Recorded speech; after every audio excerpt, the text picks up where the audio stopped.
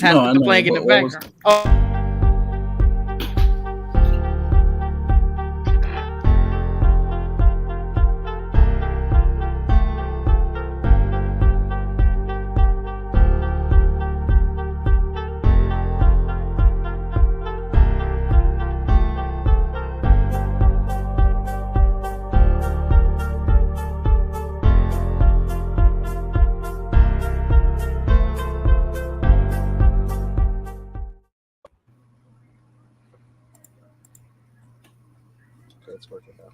Welcome to an all-new episode of Healthy and Unstable, but this is a collab edition. What's wrong? Mike had to go. Okay. No, my microphone was saying I was muted, so that was why I stopped for like a hot second. But this is a collaboration. We are with the chatter after. This is gonna be a really, really, really fun episode, guys. Some fun topics. We got the witching hour with Trevon, where he's got some witch news. You know, he's always brewing some shit up. Joel must have really liked the witching hour. God, I've never heard him laugh like that. Spin-off show. He was tickled. I was tickled. I was like, that's funny. I don't like that he was tickled. That made me very uncomfortable. Thought of it like that, you'd have been fine. Yeah, that man's never been tickled. He's a sensitive. No, this is a collab episode of Unhealthy and Unstable with the chatter after. I was gonna start with Mike, but let's give Mike a second. Let's start with Didge. What's going on, Didge? How you feeling today? I'm doing good. You know, one more day of work this week, and I'm on vacation, so I'm very excited. Hey, good shit, man. Good shit. Is there any way we can get everyone on that vacation? Paid vacation? Can we all be on it? If you guys could. All right. He just told me he's privileged. That's all I heard. Is that what you got out of that? I used some PTO. Did say work harder. Work harder. You can get nice shit. Work harder. I did. No. But no, it's been a while, man. It's good to have you here, Didge. It's good to be here. Joel, the show was How I Met Your Mother, by the way. Oh yes, it was. I'm sorry. To answer, yes. I'm gonna be honest with you guys. Trevon saw Didge talking and said, "Shut the fuck up." All right. It's for sure how it felt. I was like, damn, all right. I don't know what I did to Trevon. I thought we were just talking on Discord. I had to hit the button. Here's the funnier part. I would believe Trevon had his face shown any remorse once the show started. If you looked at Trevon, he was just like... He came in with the biggest grin. I was like, damn, all right. So, well, next time it was better than that. Shut up when I start the show. That's it. We do, of course, have the Unhealthy and Unstable crew, starting off with Trevon. What's up, Trevon? Oh, you know, I'm happy to be here. This should be fun. A lot happened, a lot of information, a lot of stuff came out. So, yeah. A lot. Trevon put a lot of all caps of topics that needed to be discussed. So they will be discussed. I demand things to be discussed, yes. He does. And we're afraid of him, so we do it. So let's just be real. Let's be real. I don't know what Trevon knows. He learned something from these wishing shows. I can tell you that. He learned something. But also, Joel. What's up, Joel? What's up? Been a good week, so I can't really wait to talk about it all. Absolutely. This is probably our first time doing this. It's 3 days podcasting.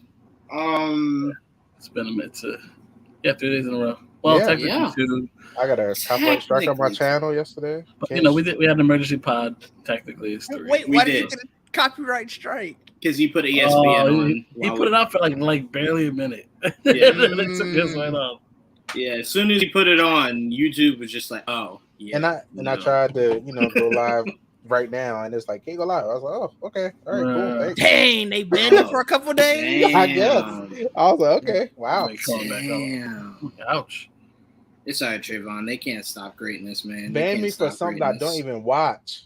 That's crazy. That is the crazy part. But you discovered some people yesterday, right? I don't remember their names. I'm just saying the NBA wasn't the only group of people that put together a roster yesterday, Oh, right, Trevon? True. That's not right? true. I did follow the one guy. See, look at you. Look at you. Yeah. Who was it? The one with the nails painted. I don't know. That's all I remember. Yeah, right now. the yes, King Zesty. Yeah, that was that was the one. You guys talking about? I didn't watch Didge, the point guard that went to the Sixers. Jared McCain. Yeah, there you go. Jair McCain. Jared. Yes, Didge. Okay, hold on. Before we get into the show, while we wait for Mike to pop in, let me be very clear, Didge, on why we're saying this. He was probably the only player drafted yesterday that instead of showing highlights, they showed his dance compilations. And I said, even ESPN said this motherfucker's zesty. They said, I don't even give a fuck about ball. Forget about any hooping. I was about to say maybe he got very hurt. Talented though as well though. I mean, I would have liked to have seen that as a fan. I just saw him dancing for 5 minutes. So. He played well. He played well at Duke. Yeah, that was crazy. High, so. Bro, the memes were uncontrollable. They were just like mad memes of Joel Embiid saying, "Yo, help me," and it's just him dancing. I gotta go see this. This is hilarious. No, I missed the entire the gist of the draft when I got because I was at the night market. It was too. Didge. Hold on. This is like the fourth time you said this. Okay, because in my head, it's like a club where you sell drugs and like have wild sex. You got to explain to me. No, it's literally, it's essentially like it's basically just like like have like the street fair type stuff.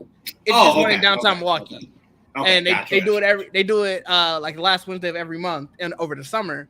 But like I was there and I completely forgot about the draft because I went straight from work, and the gist I got of the draft was two drunk dudes. They came out, yo, the Bucks fucking killed it, bro. And I did the crowd, and I was like, all right, I guess we drafted somebody good. I just want to say, this is when I wish we could create narratives, because when you saw that, if we could have just panned to Mike, who was the polar opposite. I got on Discord and Mike was telling me, he was like, no, we did it. Like,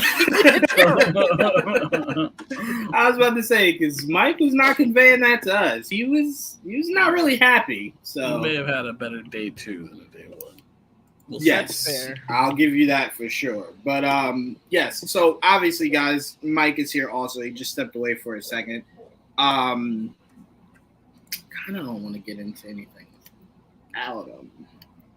But, well, Wow. We What's did your welcome. shirt today, Trevon? This Super Mario. Oh, nice. I just kept seeing Super. I'm like, I kept going down the list. Like, what could it have been? I don't know how I never got to Mario. I'm going to be honest. I'm be honest with you, Mario wouldn't have been my first guess. Wouldn't have been my second, third, fourth, fifth, or sixth. So for Trevon, no. Do you like Mario? No. I do. Classic. That don't sound like you do. It doesn't at all. Like, I've heard of him. One of my favorite games ever is not Odyssey, Lord. I'm about to say Odyssey. Wow. I was gonna say, hey, what was it called? I just forgot what it was called. Just Sunshine. Yes. God, that. Yes. Of course it was. Love Sunshine. Swear to God, I feel like anything Joel said right there. Said yes, that, yes. No. It is Sunshine. Because I bought the 3D All Stars thing that they put it in. Yeah, Super Mario Sunshine was pretty cool. Yeah, I love that game, man. I love Luigi's Mansion as well. So, I'm sorry if it sounded like I doubted you. I had both of those games. Never heard you talk about Mario. Yeah, I had both of those games. I was actually going to say, I love Odyssey. I don't often hear Trevon talk about old school games. I hear him talk about a lot of games recently within like the last 10, 15 years. I barely hear Trevon talk about never heard Nintendo. you talk about Mario. Like anything Nintendo, that's why I was just like, oh, okay. They got to give me a reason to go back to it. And hey, you wasn't here for Zelda? No. I see. All right, come on, let's not go down that Zelda route. All right, that game is great. I mean, I'll never be lucky able to Jamie not here yet. She would have. I don't know. Somewhere she Jamie heard this. She Jamie's knows. like, all right, wait, just wait till I get there. All right. So Trevon, as we wait for Mike to pop back in, we did welcome the chatter. After we're gonna start with the Superman set photos. Oh, okay. I sent a bunch in the what you call it, whatever one you want to start with. Honestly, Did you? Yes. Yeah, I didn't see him. I literally did it super early this morning to make sure that it got done. So if it's not there, I'm gonna be pretty upset. I dreamt all of it. Yeah, it ain't there. There's no way, I swear to you, ain't nothing there. bro. If I open this file, Trayvon, and they're all here, I'm gonna be so Go angry. ahead. Go ahead, open it. Oh, okay. It says I was out of space, so it didn't sync it. But I have the folder here. Man, I have the folder. space, you know. I was like, yeah, go ahead. Where they at? Just hold on. No. Just hold on. Y'all not about to make me think I'm lying. I'm screenshotting this shit and sending it. I will not sit here. I didn't doubt you. It was just so funny. You were so confident. Because I'm like, I put together the folder and everything. I made sure because I knew I was gonna be too busy to do it later. So I'm like, let me do it now. Trayvon's like, I don't see him. I'm like, I know I did this shit, bro. I know I did. All right, Trayvon, I'm gonna just send you stuff. Hold on. We'll start with this. But see, I did make it. You did. And see how it says space? Yeah, I see him. All right, just making sure that's clear. So you just want to put this up, do all of them like this? Yeah, I'm gonna just send them all. I'm just sending them all. Collage. I'm sending everything. Okay. Hold on. Collage. Oh well, they're collages, Joel, but they're collages of specific things. They're not everything in one big collage. I want us to be able to Separate collage. still break it down a little bit. Yeah. Okay. Hey, how y'all feel about Bronny being drafted while we waiting for these to get pulled up?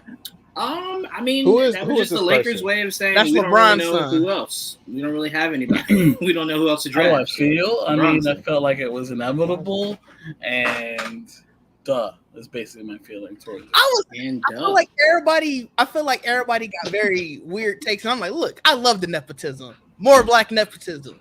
And just more Well, I mean, nepotism. That's what they. Oh, so it's a child of LeBron? Is that Yeah, what it's literally LeBron's son. That's I wasn't joking when I said that. I'm be honest I with didn't you, hear Didge. you. I didn't hear you. Oh, I thought I you went were around to Okay. every Knicks page that was complaining about nepotism, and I was just like, "That's how we have Brunson." So shut up, everyone. Shut also up, true. shut That's up, what I'm like. Shut up. I'm Shut like up. a lot of people. Like, Do they not realize how this can help their team? Y'all better Right, I'm hire like, that's better how we hire got Jalen somebody, Brunson. Dad. Yeah, 100%. Everyone, shut up. That's how we got Brunson. We're good. Or mom. You know Nepotism that is also fine. works. Yeah, nepotism is fine. We're good. We're good. Good over here.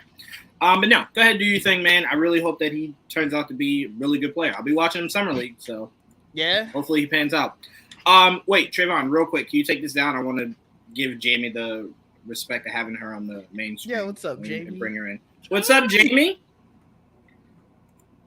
Oh, you muted. You're muted.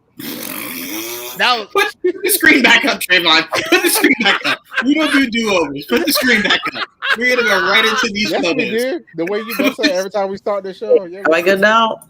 you're good now. You're good. Hey, my I bad. tried to be all Hello. respectful. I was trying to receive the respect. You but did my all mic was not this like cooperating.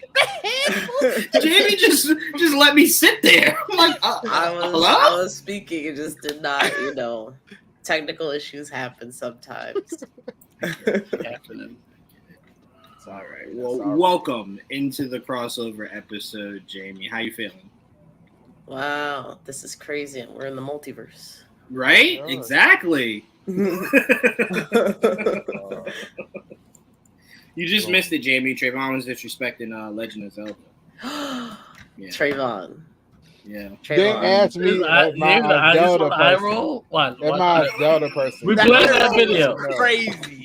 That eye roll was Hold so on. Did crazy. Trayvon just lie? Did he just say they asked me if I was a Legend of Zelda person? Yes, you did. I Did said we no. ask that? Yes, you Yes. said, do I play Zelda or what? Legend I of said Zelda. no. I don't think we did.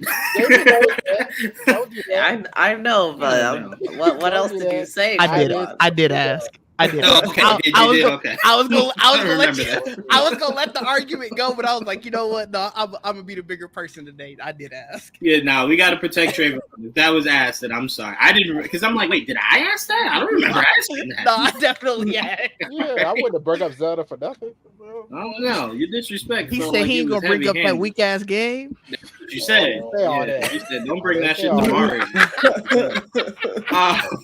But all right.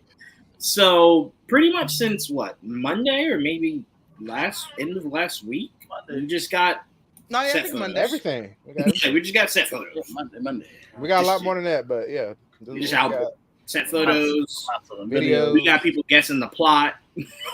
Yeah. I mean, there's been more stuff. There's been a lot more stuff that the plot has started to come together. Right. In my head.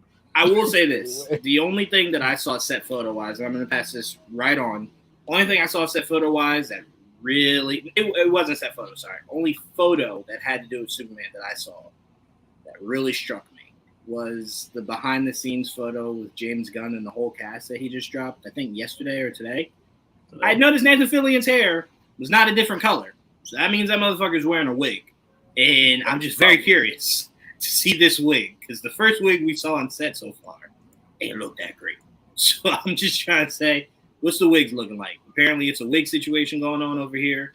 What that wig look like, though? That's all I'm saying. Wait, that picture was real with of David, the hair of his? I thought somebody photoshopped that. It was so bad. that was definitely real. Yeah. It was so bad. I was like, why somebody do this?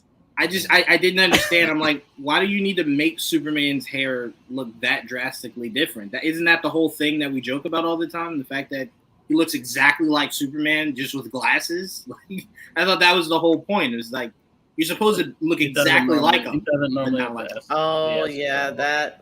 Oh my god! I really thought it was crazy. fake. I that's crazy. I'm even more upset now. Now again, guys, this is us joking. No one is taking that out of proportion. We're just joking.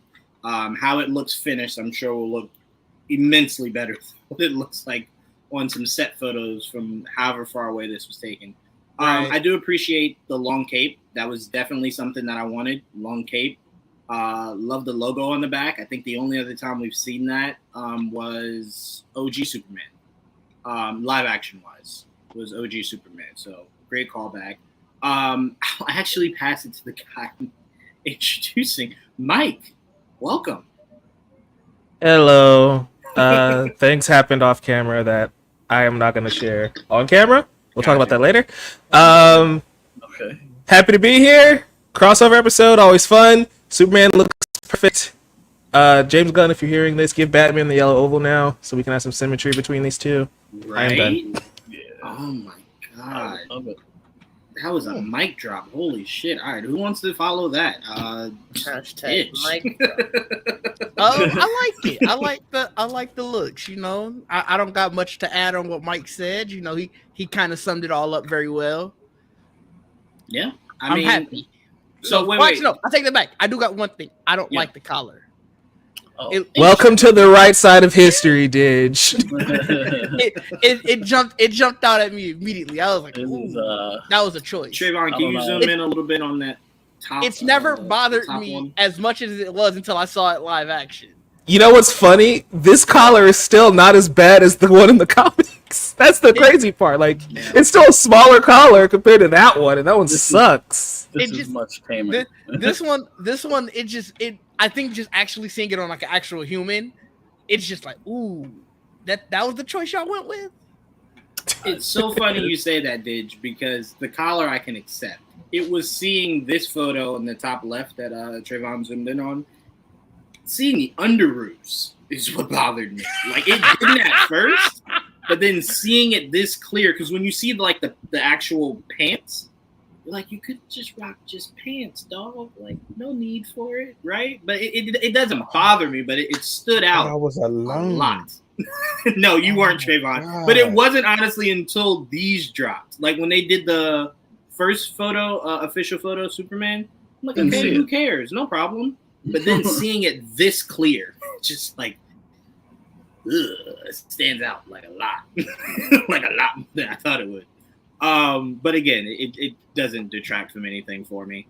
Jaime, how are you feeling on these set photos so far of Superman? You can zoom back out, Trevon. I just wanted the audience to get a better look at the collar. Yeah, I'm not so much feeling the underoos, undergarments, whatever's happening there. His draws. Yeah. Essentially. Like, I mean, it's bringing a lot of attention to that area, which is if that's what they wanted, it was accomplished. But that's not what I think about when I think about Superman. So I don't know. That aside, I have to see what this looks like when like things have been put together and they got the color grading and all of that. Right now, I'm like, that looks cool. There's probably gonna CGI it a little bit to make it a little bit more, I guess, like skin tight, because kind of looking a little bit loose in some areas. But I think it's cool overall. I like the new logo emblem look. So I'm a fan of that. And the cape. And again, I can't stress enough how bright and colorful everything is. Like, why was this so hard? It's so beautiful. I'm gonna be that guy and just say we don't know what this is gonna look like in the final product, because that still that they released, this suit is like 3 shades darker. It is. Not lying. It is. Not lying. It was curious. Like, was that supposed to be at night? I can't remember the photo in my head. If it was supposed to be like at night. Yeah, it's they're just putting on. But look, I don't even think it's the same suit, honestly. Not exactly. Because if you look at that suit, the belt is different.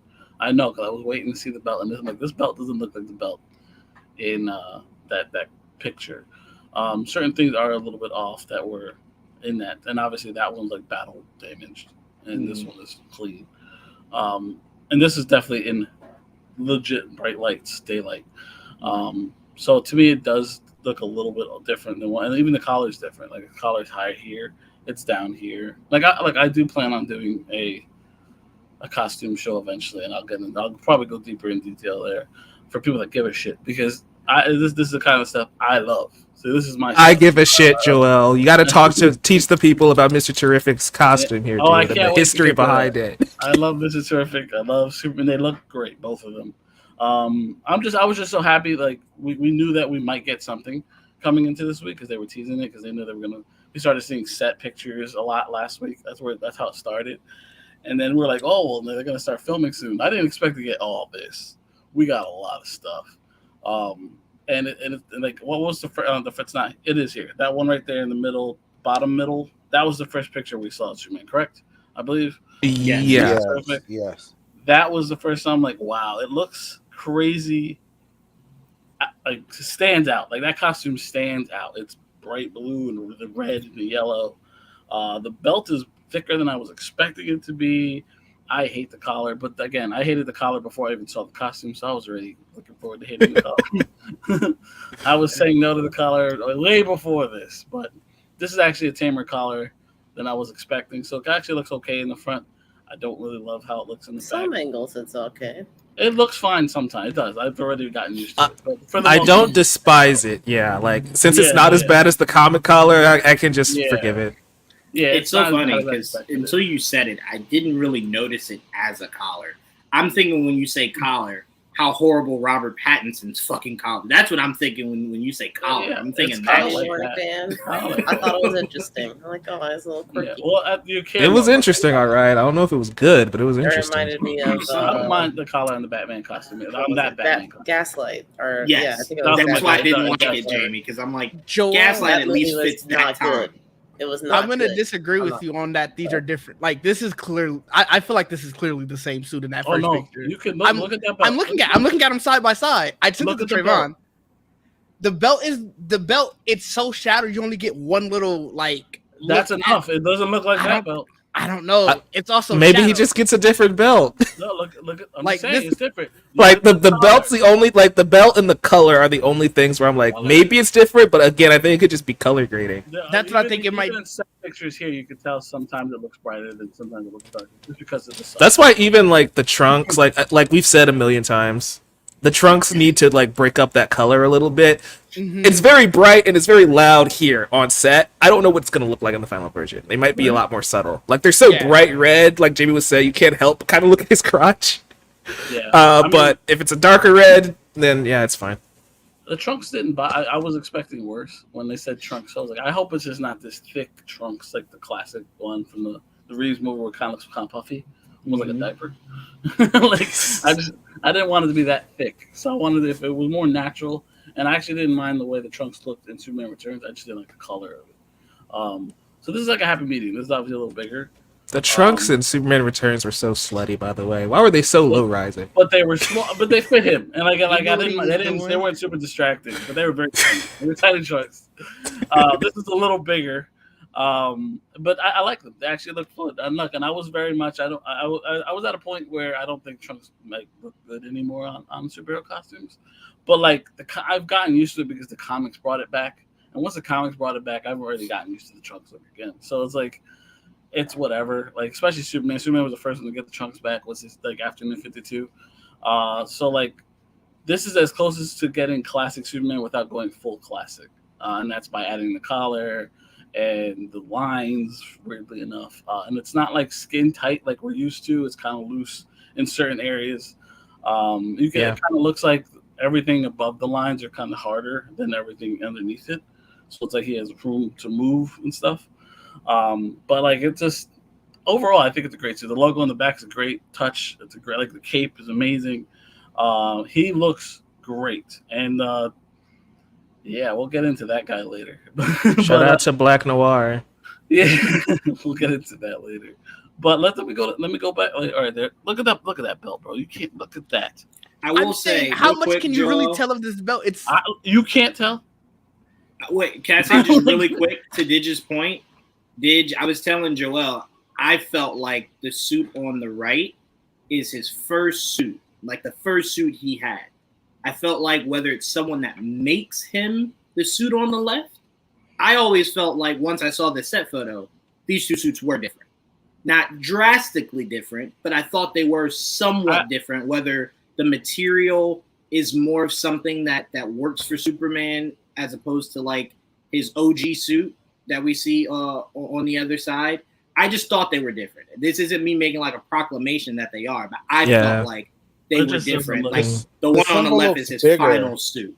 The symbol is bigger to me. It might, but it's because it could have been the angle too, though. Yeah, I just thought I took that as an angle. I mean, it's not another it's not drastically different. That's what I'm saying. It's not drastically different, but it could have been like maybe his OG suit. Like the someone like enhanced the fabric or some shit. You know what I'm saying? Like just made it more of a complete suit for him. Right. That's how I viewed it. Like Mr. Terrific maybe made him at the end of the day, perfect suit for him. Because this looks damaged and maybe it gets worse. To me, it was just the belt that stuck out the most. Because the collar, it could be the angle that it looks like that. Because I figured it was all the way up, but it's not. Everything else kind of looks the same. The only difference is the color because to me it's the lighting. Because there are pictures of him in, under a tree where it looks more like that. You know what I mean? Anyway, I was just me nitpicking. But overall, I think the suit looks very much like you can't miss it. That's Superman. Oh yeah, for sure. Training. Okay, good shit. we do want to highlight that the tax bracket did raise itself. You're absolutely right, DJV. Shout out to Didge. For anyone out there that doesn't get this inside joke. We got some high rollers here today, so just in their honor. Isn't Jaime Miss Moneybags though? What's Didge got to do with this? It's high quality. Didge always finds the finest glasses to sip from whenever he podcasts. I'm drinking from a literal just this. He's doing that to change up. To change up from titanium. Wow, that's nice. Oh, Jaime, that's what we're doing. I see how it is. I just want to know where you got that fine tumbler from, sir. She literally tried to buy Crunchyroll yesterday. What are we talking about? Damn. I'm not trying to buy Crunchyroll. I'm trying to get them to give the people a better deal. I'm one of the people. She's for the people. I feel you, and you feel like the way to do that is to buy them. However you got to do it, However you got to do it. We're here to support it. We support it. Cold for a whole month. Damn. All right, Trevon, we just got 2 more slides from Superman. We're gonna get a better shot of this one shot of him being arrested. Over here. But I want to kind of break up Superman for a quick second. Over here. Mainly because this next collage that we're sending is Jaime has a question. Oh, I'm sorry. Go ahead, Jim. I'm sorry. What is this blast that's going on? I never really looked at it before. Now I'm looking at it. It kind of looked like a jellyfish. I don't know if it means anything. They kind of just put something in the background. I don't know if they actually paid attention. It feels kind of random. Like, what is Superman doing while this is happening? Like, people are it's also crazy. Like, he went home to change boots. What did he do? Yeah, he's like, oh, I think it's supposed to be he fought some big villain, and then this shit happens. He's like, well, gotta suit back up again. Right. Which, it's like Superman's job is never done. That's just how I kind of interpret it. Why are we fronting? You know this was definitely a suit change where Lois was like, yo, that shit is fire. Hold on, right there. 1 second. Snap. All right, yeah. Post that shit to the gram, dog. Post that shit to the gram, dog. That's crazy. Yeah, you're right. That is facts. Right. You're right, but there's a level of respect they don't have for Superman. They damn sure have for Batman. I think it's the other way around, where Batman will run. Like, how often does Batman run away from the cops? Where Superman's like, all right, I'm a law-abiding citizen. Fair. I'll come with you. In the movies, it's happened more than we like. Yeah, it's way more than we like. Superman's just like, all right, man. This trailer from like yesterday, he's running from the cops again. It's just like, all right, Batman. In the last movie, he woke up at the TCPD, surrounded by cops. Yeah, that one was a little just like, my Batman would never, but okay, all right, I won't nitpick, but no. I don't really know what. The only reason I put the Lex ones in here is because he looks battle damaged a little bit. But yeah, he already looks like he's gonna nail this role. You said what, Jamie? He cut himself shaving his hair off. It does look like that. A lot. His forehead is also cut. It looks like his chin is bleeding too. I thought for the longest when I first saw this, I was like, why does he have a red goatee? And then I realized, oh my god! Look how, because I seen the photo, like they're not in the best resolution. So you looking like, is that hair? I never even noticed that. That's funny. I mean, he could have had a red goatee. Like that's the thing. Lex could rock theoretically. He could. DJ, we were made to believe so that he did. Oh yeah, he did though. We saw him come into set like that, like basically while he was shaved. Yeah, we have behind the scenes photos of him without hair already. It's not a bald spot. At least not. Yeah, I mean, I just get the feeling he's about to knock this out of the park. I can't wait to. Really like it from this. I honestly would really love for this first trailer that we're assuming is going to drop at the end of next month. I would love for it to be Lex is verbally talking us through the trailer, right? And we're seeing different shots of Clark, Lois, Superman, whatever, and then it ends with a shot of like Lex in a suit. I'm like, that would be really cool, kind of like a trailer from like the villain's perspective, right? We don't ever get that. Right? I'm like, that'd be really cool. Because we know every other trailer is going to be Superman. That's getting it from the cool. Perspective would be cool. That's cool. I think if you're going to do like somebody narrating a trailer, it's got to be Lois though, right? I mean, but it leaves all the other ones that are Superman heavy for her to do those. But the first trailer that kind of makes Superman seem like the enemy number one from Lex's point of view would be really cool. It just doesn't happen often like that. So I'm like, just the first trailer. It doesn't have to be, a thing going forward. It'll probably be pretty cool. DJB, I'm assuming that's the engineer. Is that the engineer? Yes, it is. That's correct. Okay. Yes, it is. Okay. Good shit, Trevon. Yes, it is. Call, buddy. Yeah, I mean, the suit looks really good there. Like, the underoos don't look like a problem. Yeah, that doesn't looks look really like good a problem. right Collar doesn't look like a problem. That looks good there. It looks like it fits better here. It looks like he's a man of anger. Collar still looks dumb, not The gonna lie. pants are fitting well. The top is a little baggy. Yeah, I mean, well, it's all. The top is baggy? Yeah, a little bit. Yeah, kind of around the rib cage. There's a few folds Yeah, there. so he can bend over. Yes. Just paint it on him. No CGI needed. Just move on from that. There's issues with that, but Save budget, save time, dressing him up. All right, Trevon. Here is the last one. We want to give some That'd respect be to crazy. the Daily Planet. Hey man, girls Let's do a on Twitch can Mystique do one. it. So can Superman. He's a man of the people. Sounds great to me. She had a line, but you're right. Fair. I don't know what other set photos you guys might have, but did you see like the backgrounds? That's another reason why like the trunks don't bother me, because I can't tell if this movie is set in the 70s or what, but like some of the shops and the dresses in the window, it's just like we went over. I don't know what time period we're going for. It could just be like an amalgamation. So that's interesting too. That stash tell me 70s. Which one? Oh, well, this man. But to be fair, Didge, every time they use this character, whether it's it's usually animation, that stash is there. That's always that's fair. That stash is always there. That stash looks 70s, man. It looks porno stashes. Yeah, I agree. We just say 70s. That's okay. No, you gotta be specific. It's gotta be very specific. This character was. I've ever seen one. That character was in Man of Steel too. He just didn't have a big role. Most of these characters were in those Snyder movies, and I don't like. You gotta forget that they were there. Jimmy was barely in it. This no. First of all, can we even say Jimmy was in it? That man was there for 3 lines and then got shot in the head. That's being in it though.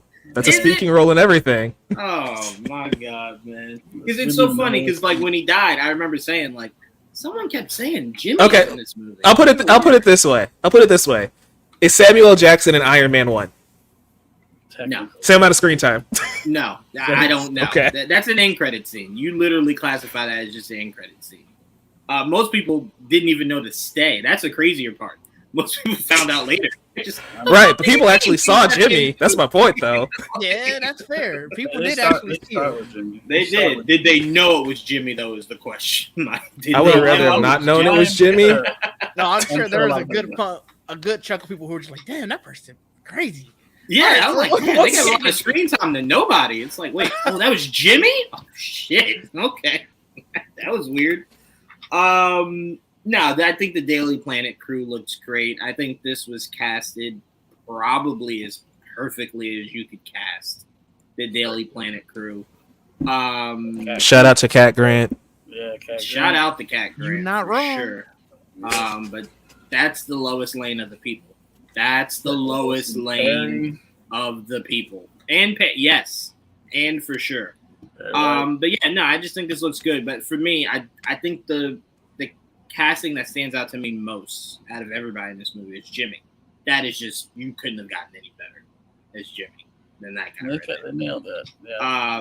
He looks like a Jimmy type, right? Like he looks like the guy that's fanboying over Superman. At least they did it like that this time, because it seems like every other time they've been casting Jimmy, they just kind of go completely different character, not just Jimmy, like so. It was. I'll say not too much on my President Flamebird. When Supergirl did it, at least he acts the Flamebird one actually makes the most sense out of the changes they've done to Jimmy. It was just a Supergirl one. I'm like, when you look at what they did with Jimmy, you're like, that was the guy that was fangirling over Superman. I don't believe that. Yeah, that's I don't believe that at all. Sorry, no, not getting it. Didge, how you feeling on the Daily Planet? Our first look at the Daily Planet crew. They look cool. I do. The more I looked at this, the more I understand where Mike's like, I don't know what time like this is. Because like I said, obviously Stash puts me straight in the 70s.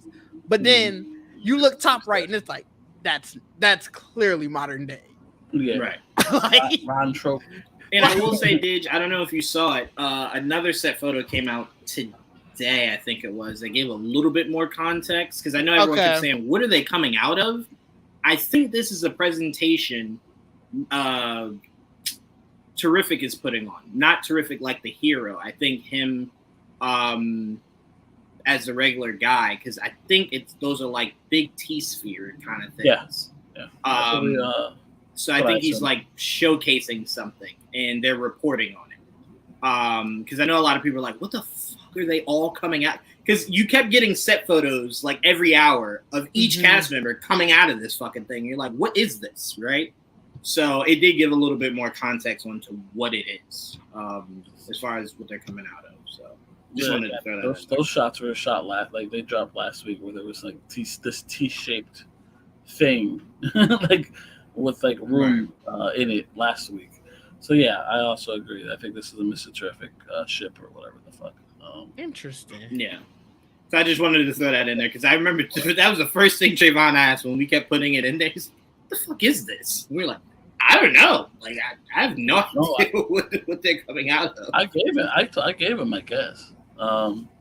I have a lot of guesses, so we can go into that. I think we saw like a higher photo of this, and it was a T, whatever. Mm-hmm. Yeah, it, so. Yep. That's what I'm saying. Yeah, we got more context on the colors work because it's black and white, so it's like we're gonna see a lot of Mr. Terrific, more than I was even expecting. It looks like we've seen a lot of pictures.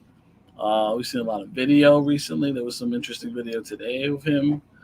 I thought it was pretty cool. No, not a plane, because they're in the middle of the street, and that doesn't. Yeah, no. Hey, what does that mean? Superman Returns landed them fuckers in Yankee Stadium. Yeah, but they wouldn't come out of a plane like that. They're so close to the ground. Man, Superman just took us out of the sky. Kind of happy. It's usually like a slide to come out. Right, that is true. Did you have anything else to add? No, I mean, the general. I do think we get too many set photos, but that's just me thinking about that for movies in general nowadays. So it's like it's cool to see, but it's also like, damn, so many. They bombarded us too because they were filming for 2-3 months now with nothing basically, and then bam, they started filming in like March, so almost 3 months now. Yeah, I mean we got some engineer shots a couple months ago, but I don't disagree with Didge, but I'll say this, Didge: if these companies want to keep taking months and months to drop a first trailer, fuck yeah, give me set photos. I can't sit here and just keep guessing what the fuck this movie is about. Give me set photos so I can try to piece something together. I can see the first look. Like, people don't like to give us first looks. Nothing. Yeah, that's fair. One thing I appreciate though is like I'm still learned nothing from these set photos. Like I just know what they look like.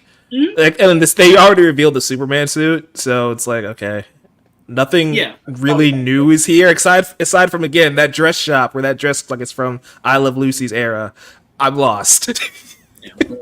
It does seem retro futuristic in the fact like they use newspapers. How many times have we seen newspaper stands now in the set photos and stuff? And go to a college campus, you'll find them.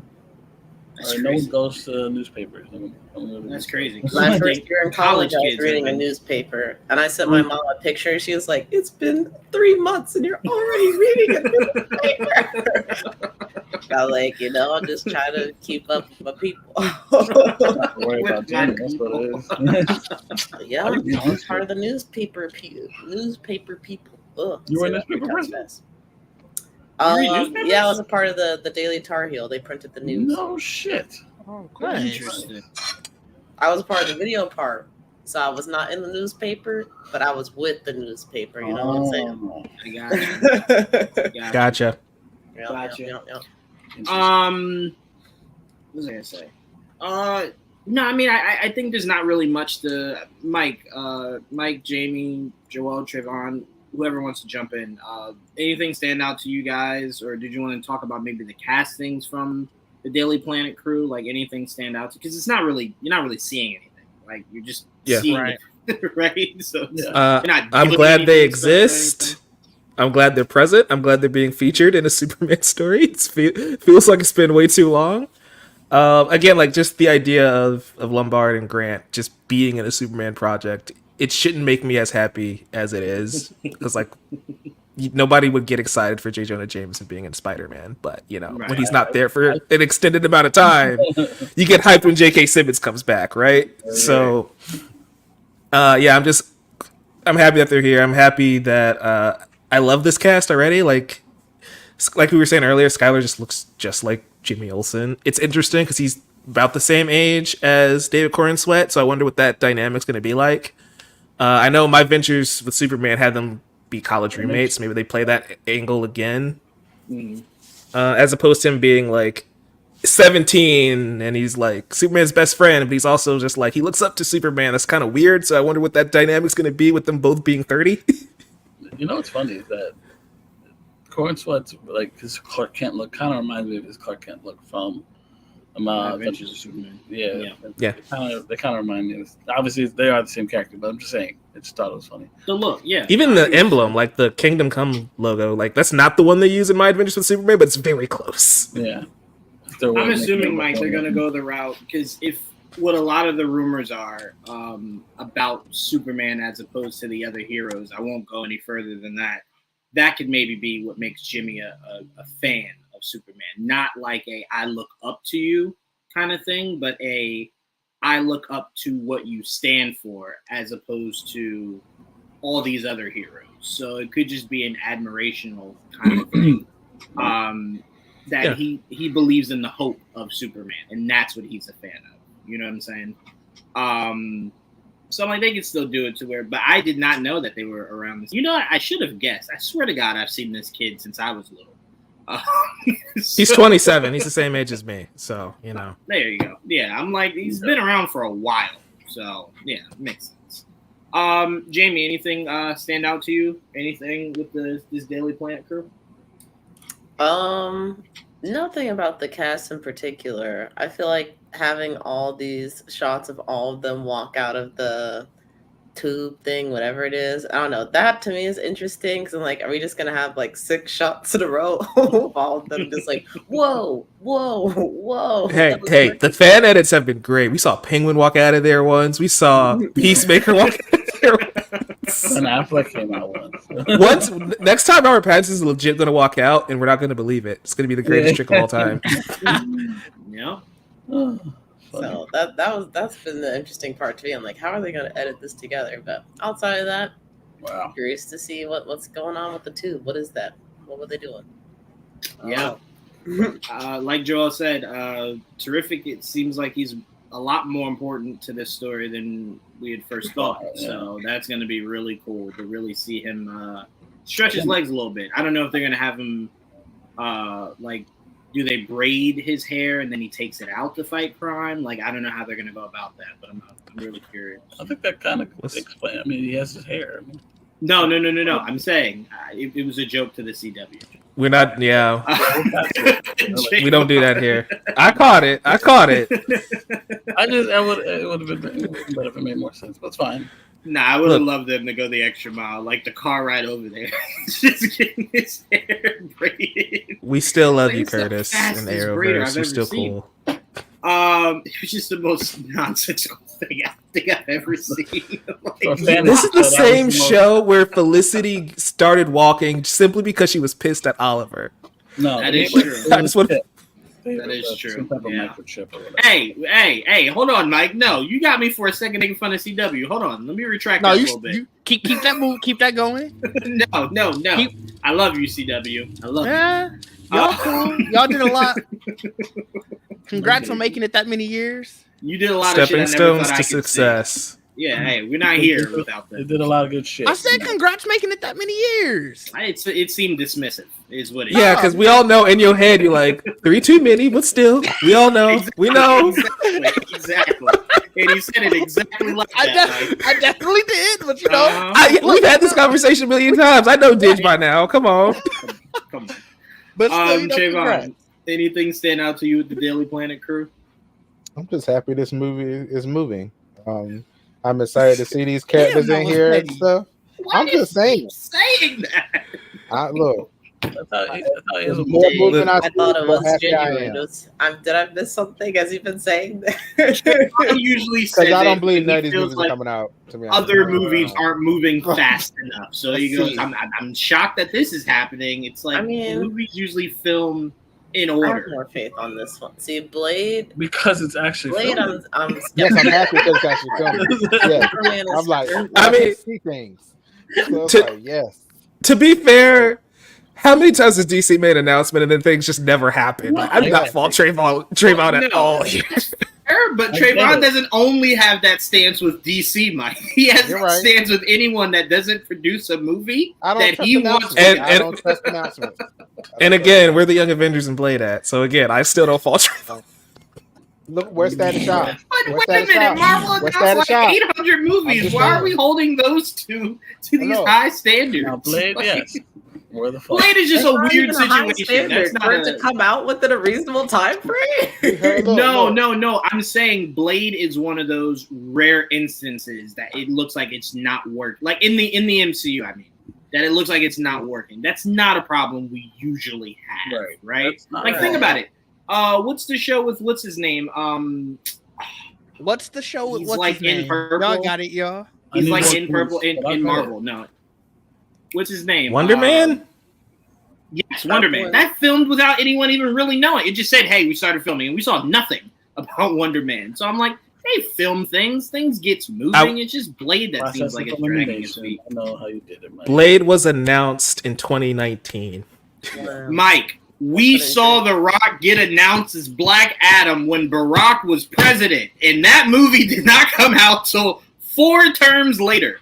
We've seen this before. It happens. Not often, and that just justifies Trevon's stance. That was my point. Where he's just like, I believe when I see it. 14 years later sucks. It's like, think about it. In this new age of the DCEU and the MCU, it's really only happened Black Adam, Flash, and Blade. It's not that often. It's not that often this happens. That's they say fool me once, shame on me. Fool me twice. You shouldn't get me the second time. No, it's full me. Remember the Green Lantern Corps movie and the Cyborg movie, the Wonder Twins movie, Ben Affleck's Batman movie? Look, those things got canceled. Those things weren't like we were just sitting in limbo. They got canceled. Let me tell you why I'm like this, okay? Go ahead. Shang-Chi too. Static Shock announced 6 years ago, I feel like. Let's see. They said they're rebooting Power Rangers on Netflix. What happened? Nothing. So it's like, I'm just sitting here just scarred. Okay? It's not a brand thing. It's just what Trevon wants thing. Okay. Until these things are actually done and I see things like this is cool. I'm seeing people that I saw, Supergirl and all this stuff on CW. I enjoyed all those shows. I enjoyed them. I'm happy they exist. So seeing this is very cool. I'm happy we got this. I don't understand why James is like playing with me, be like, "Oh, I'll be filming at the time at San Diego Comic-Con. You'll ask me to be there." Anyway, that's all I'm saying. And that's it. I need a trailer. You've been filming for long enough. There be a goddamn trailer. Video, right? He's saying he paid his dues by watching that CW stuff. I get you, Trevon. Why did we loop back to that? I don't know. What was that? I don't know why he had to do that because I enjoyed those shows. That was wild. I enjoyed those shows. Yeah, what was that? So petty. I'm just letting you know what he said. I'm helping the people. Gotcha. Feels like you're projecting more than anything. It did feel like that a little bit. No, I didn't pay those dues. I stopped watching. I didn't pay those dues. Even the Harry Potter show, they finally got some movement on now. I was happy about that too. Okay, here we go. I don't trust Trevon, you gotta wait. I don't trust announcements. We'll address that in the witching hour. All I'm saying is, Trevon, you just gave us examples of shit that you want that they're not moving fast enough on. You're right. I'm just saying it's not like they're just sitting on their hands. I get it. I've been waiting for anything Green Lantern for years. The whole DC slate they announced, they didn't do none of that shit. So look, I don't trust. Yes, I get you, but the regime has changed. We can't put that on the feet of this new regime. To me, it's just levels to it. Like, it's more than it depends on the They're still cheap over there. They're still cheap. Wait, hold on. What'd you say, Jamie? Are we in the new regime though? Because we're like still kind of in it. No, we're not at all. This is a completely new regime. No, she's talking about Zaslav, I think. He definitely still there. Well, Zaslav is the new regime. Like a James Gunn project that's come out. Like we're still. Because nothing has come out. She's saying. Yeah, so how could the regime have changed? We're still. Jamie, stop it. You're going to give me a headache here thinking about this. I'm just saying, like. Take your logic out somewhere else. Until that is on her screen. So, and it ain't a new regime. I get you. For people that are a little confused, essentially what Jamie is saying is when a team wins a championship and enters a new season, they're still the champions till a new champion is crowned. And that's not wrong. Which is factually true. Technically right. It's not wrong, but it is pretty wrong. It is a completely new regime. That's one way to look at it. All right. Can we change topics now? This just made me depressed. Oh my God. We're still in the Hamada era. Jesus Christ. We can. Creature Commandos, you better come out right now. I swear to God. Oh man, yeah, that did kind of make me a little depressed. Jamie, why'd you have to do that? That was great. Hey, man, that's all I gotta say. David just being realistic, okay? I'm just being honest. Well, I tell you what, I can't take both of you guys as realism here. Okay, it's too much. It's too much real. It's just too much real. Give me 1 second. So we're gonna go into. Oh wait, Joel. While I find this, your thoughts on the Daily Planet crew? Love it. Yeah, not much to add. I love the crew. I love seeing who they casted. They've casted well. They look like their characters. Now it's a matter of seeing them act. You know, aside from that, everything's fantastic. I wonder what type of role they're gonna play. Like, are they actually gonna be 3-dimensional characters, or are they just gonna be like background people that Clark runs into once in a while? You know, like I don't know. I'll say this, Mike. Again, I'm not going into any detail because I don't like to do that with you guys. But from what people are theorizing on the plot, Lois is a huge part. So the Daily Planet itself sounds like it's going to be very influential in an aspect of this movie.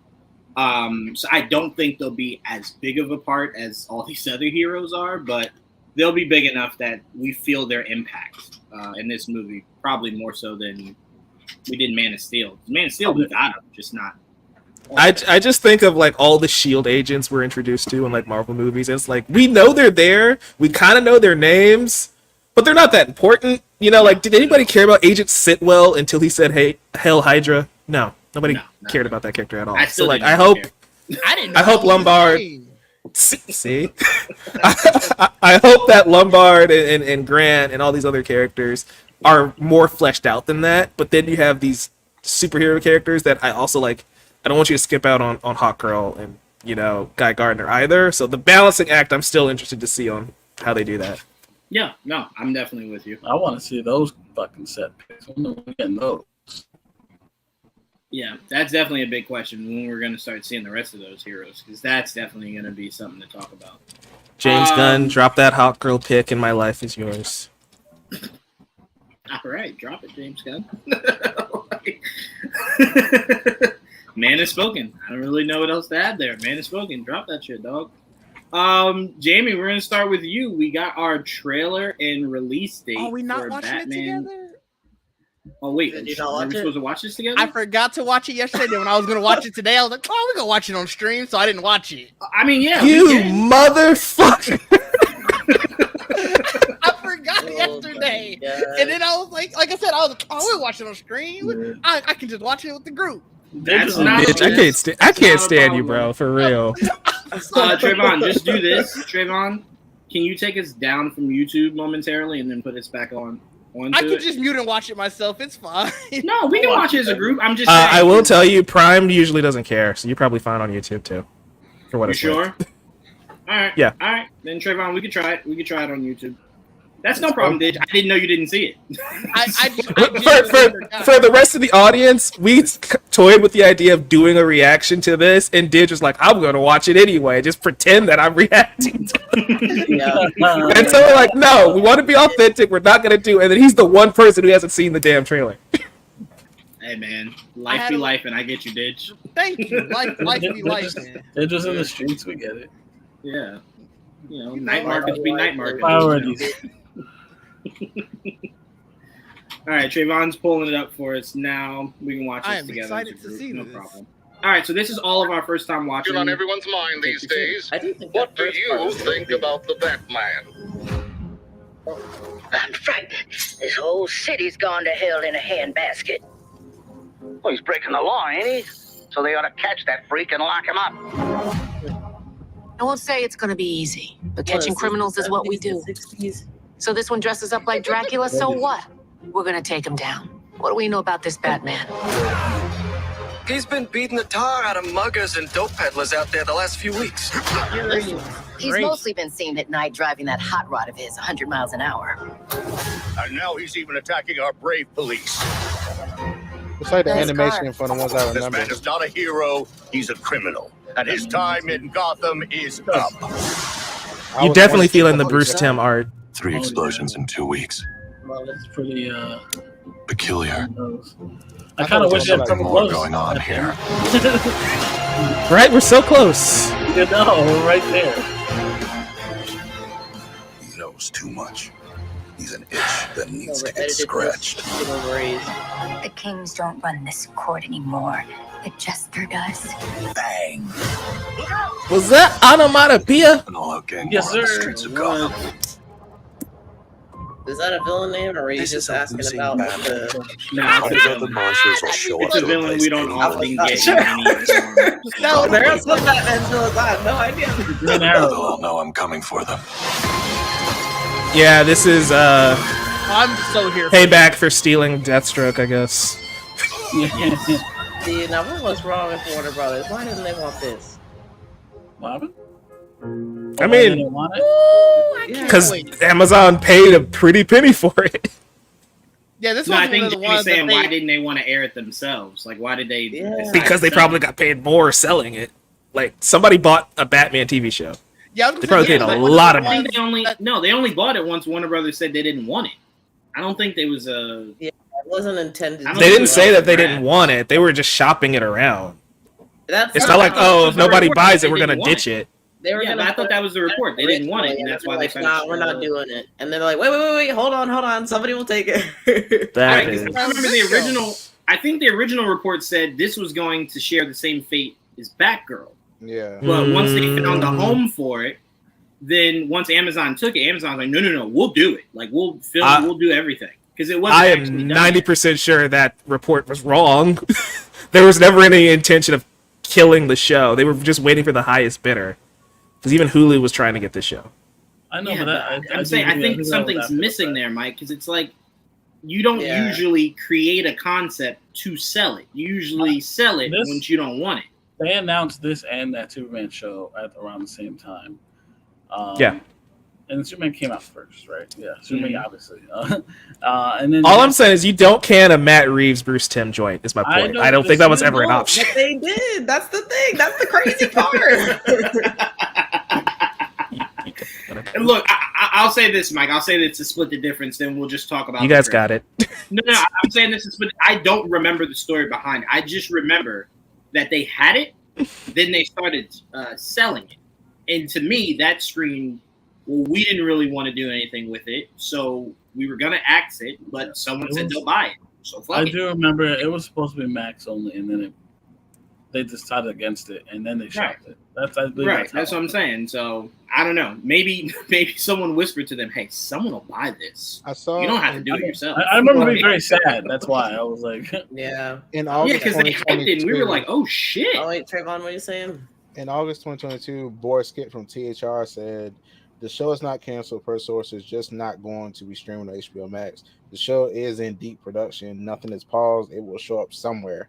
That's what he said in 2022. So I guess that's when somebody grabbed it. What I'm trying to tell you guys, because I know what happened. If you just listen to me, they were trying to sell it because they were short on money. That's why they canceled all that other shit. And this is that's why they didn't sell Superman, because we can get more money for Batman.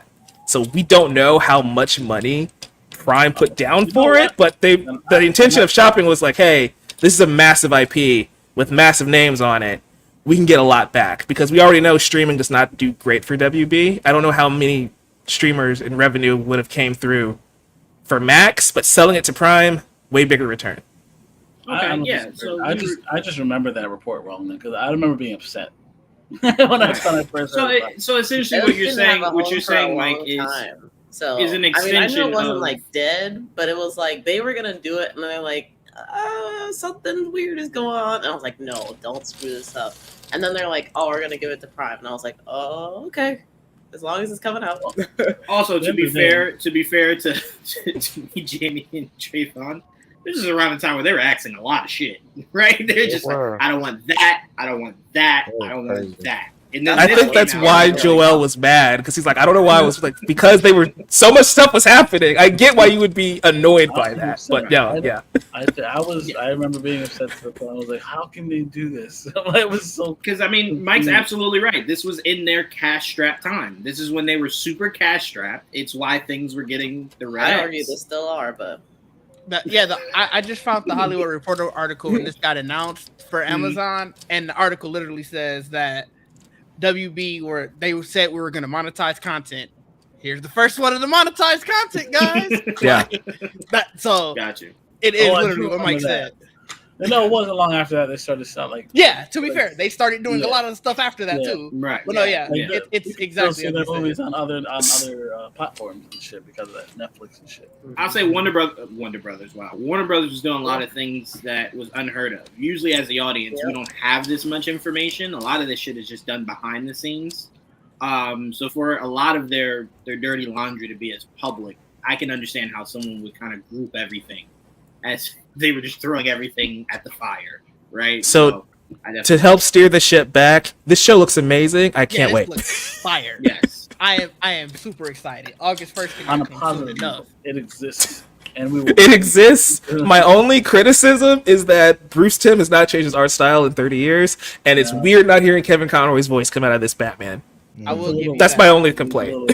I'm not gonna lie, but I'll give this dude a chance. It'll grow. I mean, I don't hate it already, but it will take a little time. But that's not even me saying he's bad. It's just the art style and that voice. My brain is having a hard time connecting. The voice isn't bad itself. I totally get it, and like I said, like this looks like an even more because the old show had a throwback look to it too, like very Great Depression looking city, and they use Tommy guns and all that. It's just like this, except this looks even more grounded in that time period, less dependent on technology, and it really does look weird with him having that exact almost year one costume without the purple gloves. But whatever, it's fine. He looks good though, regardless. And I can't wait. I do want to call him out for not doing the purple gloves. How are you going to get 98% there and then chicken out on the purple gloves? Maybe they do. Maybe it's in a flashback or something. We're like, yeah, that's how we get it. Maybe they get stained. Yeah. Maybe they with what? Grape juice? Acid. It corrodes the color, makes it turn purple. Painting is crazy. You know? Hey man, it's Jamie, Batman. We can get acid thrown at him. How excited are you for this series? Wouldn't be the first time. I am very excited. I noticed like there was some odd points of animation at times where I'm like, I don't know, it didn't feel as fluid to me, but I'm also in the process of trying to animate my own stuff right now, so I might just be very nitpicky. Even then though, super excited with everything I've seen. The sets look really good. I really like Batman with this. I've never seen like, and I don't think I've watched a project where he's had like such pronounced like pointy ears, like it's almost devilish in a way. Instead of the bat, he's just kind of giving the devil right now. But crazy to say, I'm here for it. I'm here for it. So I'm excited to have this come out in August finally. Hell yeah. Yeah, hell yes. Anything Batman. Load it up. I need James Gunn's Batman, Matt Reeves' Batman, animated Batman, more animated Batman. Take it all. I'm good. Keep going Batman. Shout out to J.J. Abrams. This is like the 13th time, I swear to God, he just put his name on some shit instead of directing again. Throw my name on there, dog. Throw it on there. I'm here in there. Exactly. I pray Matt Reeves balances out the Bruce Timm and James Gunn and J.J. Abrams isms in this show. Yeah, I'd be very interested to see what J.J. Abrams' feel of this is, because the last time he produced something that felt like J.J. Abrams was that show that he and Jordan Peele had produced together. Joel, to answer your thing about... Oh, sorry. No, go ahead, Didge. Go ahead. I was going to say, to answer your thing about the time period, this is strictly set in the 40s. Oh, even earlier. The character designer said they're looking at this as essentially a 40s period piece. I love it. I was asking because I'm like, all the isms that they're using sound very Southern to me. Like, I could definitely hear people in my family saying things like this. So I'm like, damn, how old is this? Yeah, 40s Batman. It's like when he was created in 30s. Damn, the people 38, right? Sound like 40s, 40s New Yorkers. Yeah, it's 38. I was genuinely asking. That's crazy. What? Jamie was saying it sounds like people in her family. Like these are like what you hear like the 40s war movies. You know, like monkey talk, like stuff like that. But some of the like language that they use, like I could definitely see stuff like that. I thought you meant like the way that they're talking, like the accents and stuff. I was gonna say that's crazy. No, I just thought it was interesting because I'm like, I don't know. I wouldn't have figured that kind of stuff would be set up state, but maybe it was. I don't know. Maybe the South just never evolved. Who knows?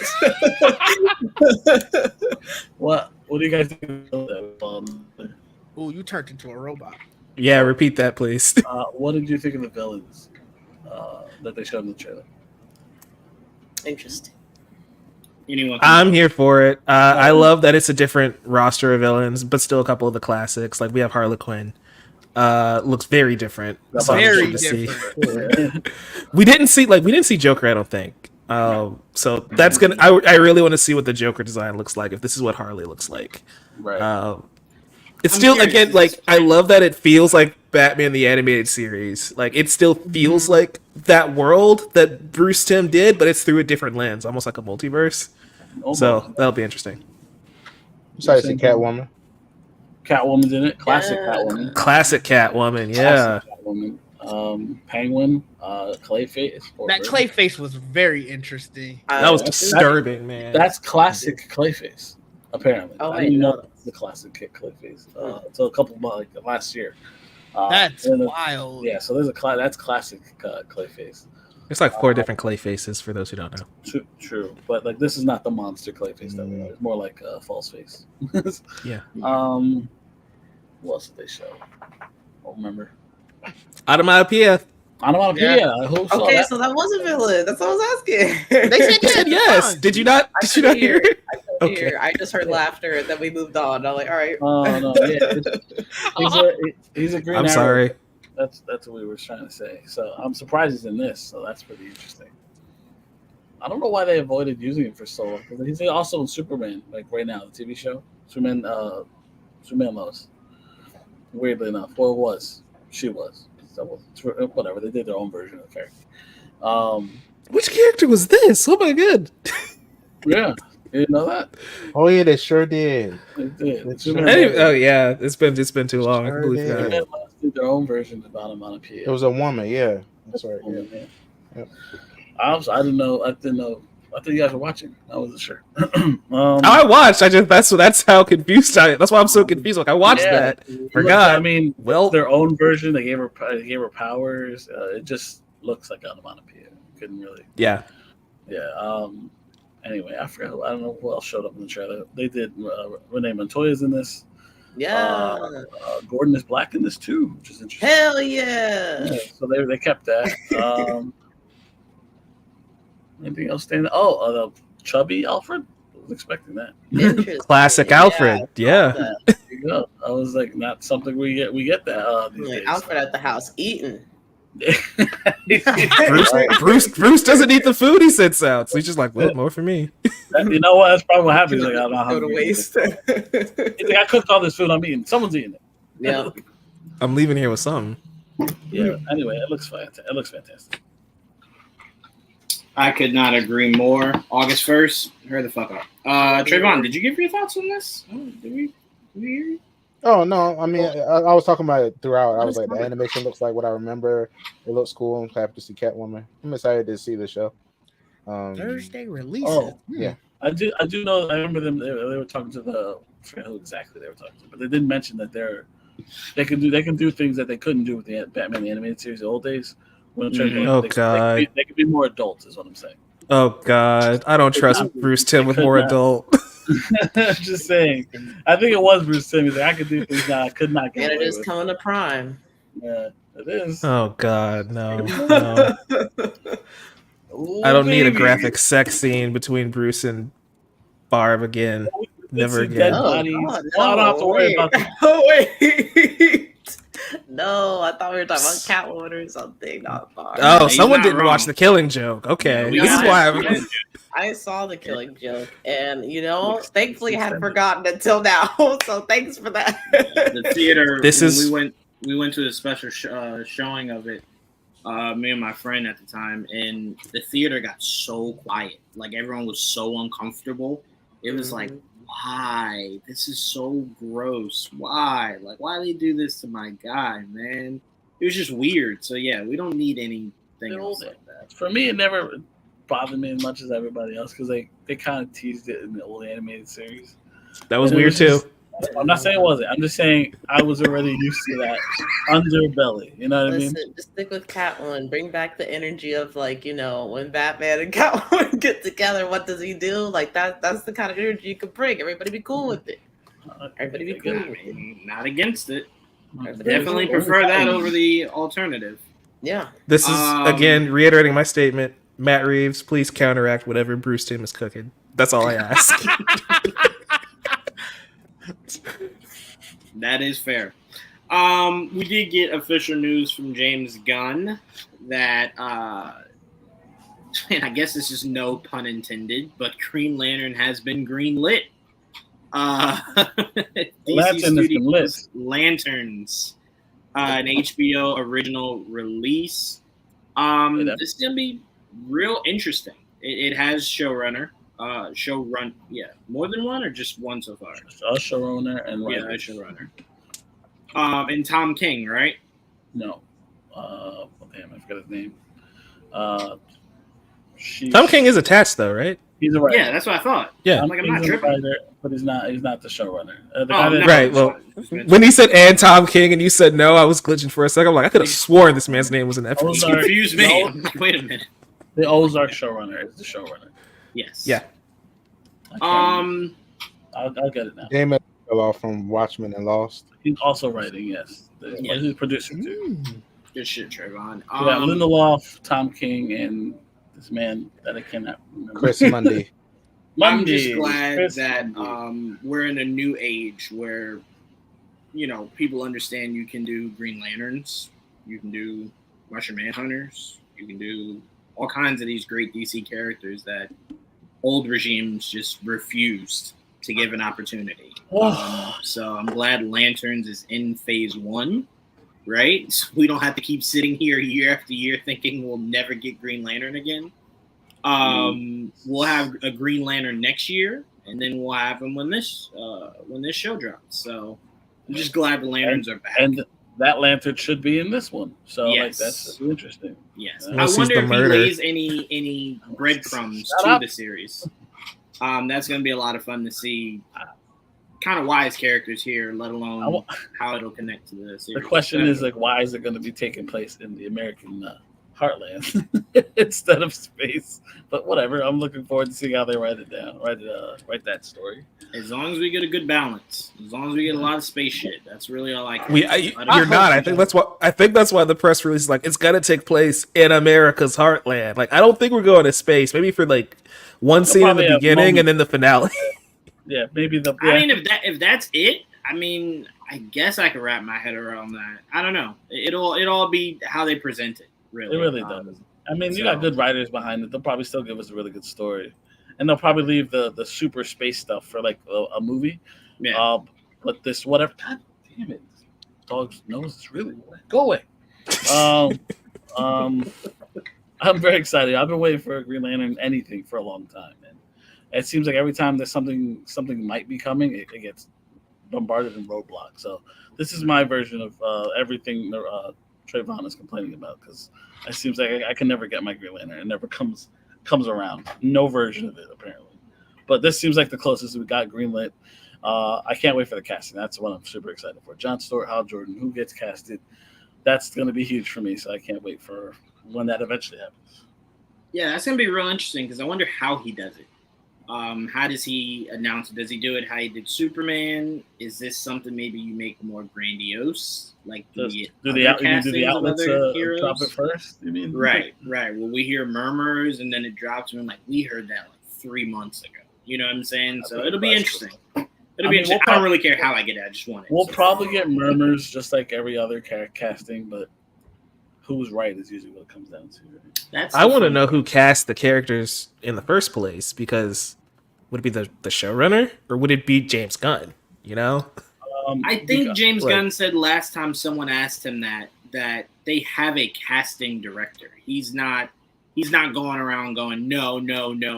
He's listening to his casting director on some of these. But I guess I should rephrase what I mean in the sense that, are you casting for this show exclusively, or are they also going to have to test with corn sweat and hey, Hal and John are going to meet Kal-El one day. We We have to make sure there's chemistry there. Like, are they looking that far ahead, or are they just going to focus on this show? That's interesting, because That is a good did they do question. that in the MCU? No, probably not. But I'm asking, is that like something that they do often with IPs? I thought they did do that with like. No, I don't think Iron Man RDJ was in Spider-Man, so I guess that makes sense. No, Trevon. I mean, early on. We know they did it for Tom Holland. I mean, early on. I mean, like. Well, early on, I don't think they really thought they'd get that far. If we're being completely honest, they were taking like one movie at a time. I don't know. I think it depends on the project. Maybe I think if you're doing like an Avengers movie and you're introducing someone for the first time, yes, you do that. But if it's a project, I don't think so. I think he said he only casts, like, he will only be responsible for casting his whatever he's directing. So it's probably the same with the showrunner. So it looks like probably Monday it'll probably him and Monday, but at the end of the day, Monday will be the one that chooses who he casts in his show, right? And it'll probably be more than just them two either. So they'll probably have a group of guys or whoever in the room picking out this whoever's going to be the main characters. But I think Monday will probably get whoever the showrunner or the director probably gets first dibs on who gets casted. Makes sense. Right. Only reason I ask is because we cast Supergirl before that even had a director. Well, that's because I'm 100% sure she's in this movie. That's why. Right. Wouldn't be surprised. I agree there. I'm pretty sure she might even be a Nick Fury kind of scene, Mike. But I think she's in this. So not in the movie. Got it. Right. Right. You remember. Mike, how you feeling about this finally getting greenlit? I'm glad it's confirmed. I'm very much still in Trevon's camp of once the cameras are rolling, this is not real to me. You've announced like 4 Green Lantern movies in my lifetime. Stop it. I don't want to remember. I know, but this is not what I want from a Green Lantern show. So I guess I just really need to see what this looks like, because embracing true detective vibe, that's just not the vibe I get from Green Lantern. If you told me that for Batman, if you told me that for The Question, sure. For Green Lantern, I never got detectives in Illinois, So I guess I need to see the vision to understand it. That's kind of what they did with the animated movie. When they were trying to figure out who killed the lantern that gave the ring to Hal, they were all like doing detective work trying to figure it out. Obviously, it was Sinestro. Sure. There was a lot of detective work that they put into it, not Batman level or Martian Manhunter level detective. They made it a cop show, right? I guess my thing is I don't mind it being a cop show. It's being set on Earth. The thing is that sticks out to me. It's like if we were doing this, but it's in space, I can wrap my head around it. It's like, why are we nerfing the lanterns to Earth? I think my biggest question is why did they feel like they needed to protect Green Lantern? And I say that because you only make Green Lantern a show because you don't think that you can right off the bat make it a movie. You want to kind of slow walk the dog. So my question is, James Gunn being a guy who takes the most unconventional characters and makes them pop, whose idea was this to be kind of shrunk into a show rather than going all out for a movie? That's my bigger question. Because putting in Illinois or whatever makes all the sense once you tell me it's a show. That's just you telling me that you don't want to spend more money to kind of make the budget for space. Right. You don't want to make it big and colossal. Yeah, so that's my bigger question is... The story's probably not meant for it either. But I don't know. Look, remember, we did get Watchmen TV series was great. Obviously, the fucking... what's called True Detective shows are great. Most of them, at least. So like, they got the right people behind it. Ozark was great. You know what I mean? But usually, you can, like you said, you connect them more with like Batman or like detective-driven characters. You don't normally think of the Green Lantern Corps as detectives, more like cops, but like action cops. So this is definitely a different way of going about it. And I'm interested to see how they do alien murders on Earth and what maybe there's rules behind it. Do we get to see other lanterns aside from John and Hal? Even though I think we already heard that Guy will be in it in some capacity. Why there's Kilowog's not here, we riot. I want Kilowog. I do want so many. If you can give me Chip, I'll take that too. I love me some Chip. That's fair. I want there's a lot of things I want to see. So we'll see. I'm very excited. I love the Green Lanterns, and it's been too damn long. God damn that Ryan Reynolds movie. Like, I swear to God, if they didn't make fun of it as much as they did, we probably would have got something sooner. But it's like the butt of a joke all the time, and it's like they're scared to do anything. It was comical how bad that movie. It was. That movie was terrible. Ridiculous.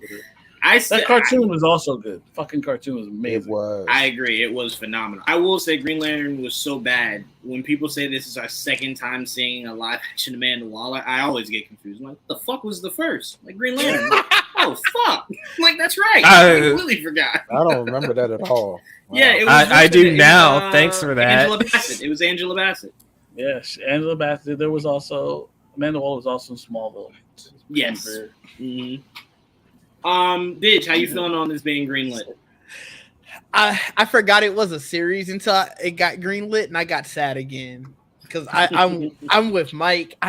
It being a series is it's tough to swallow. So let's just like I'm sure it's gonna be fine, but it's just a shame that it's a series and not a movie.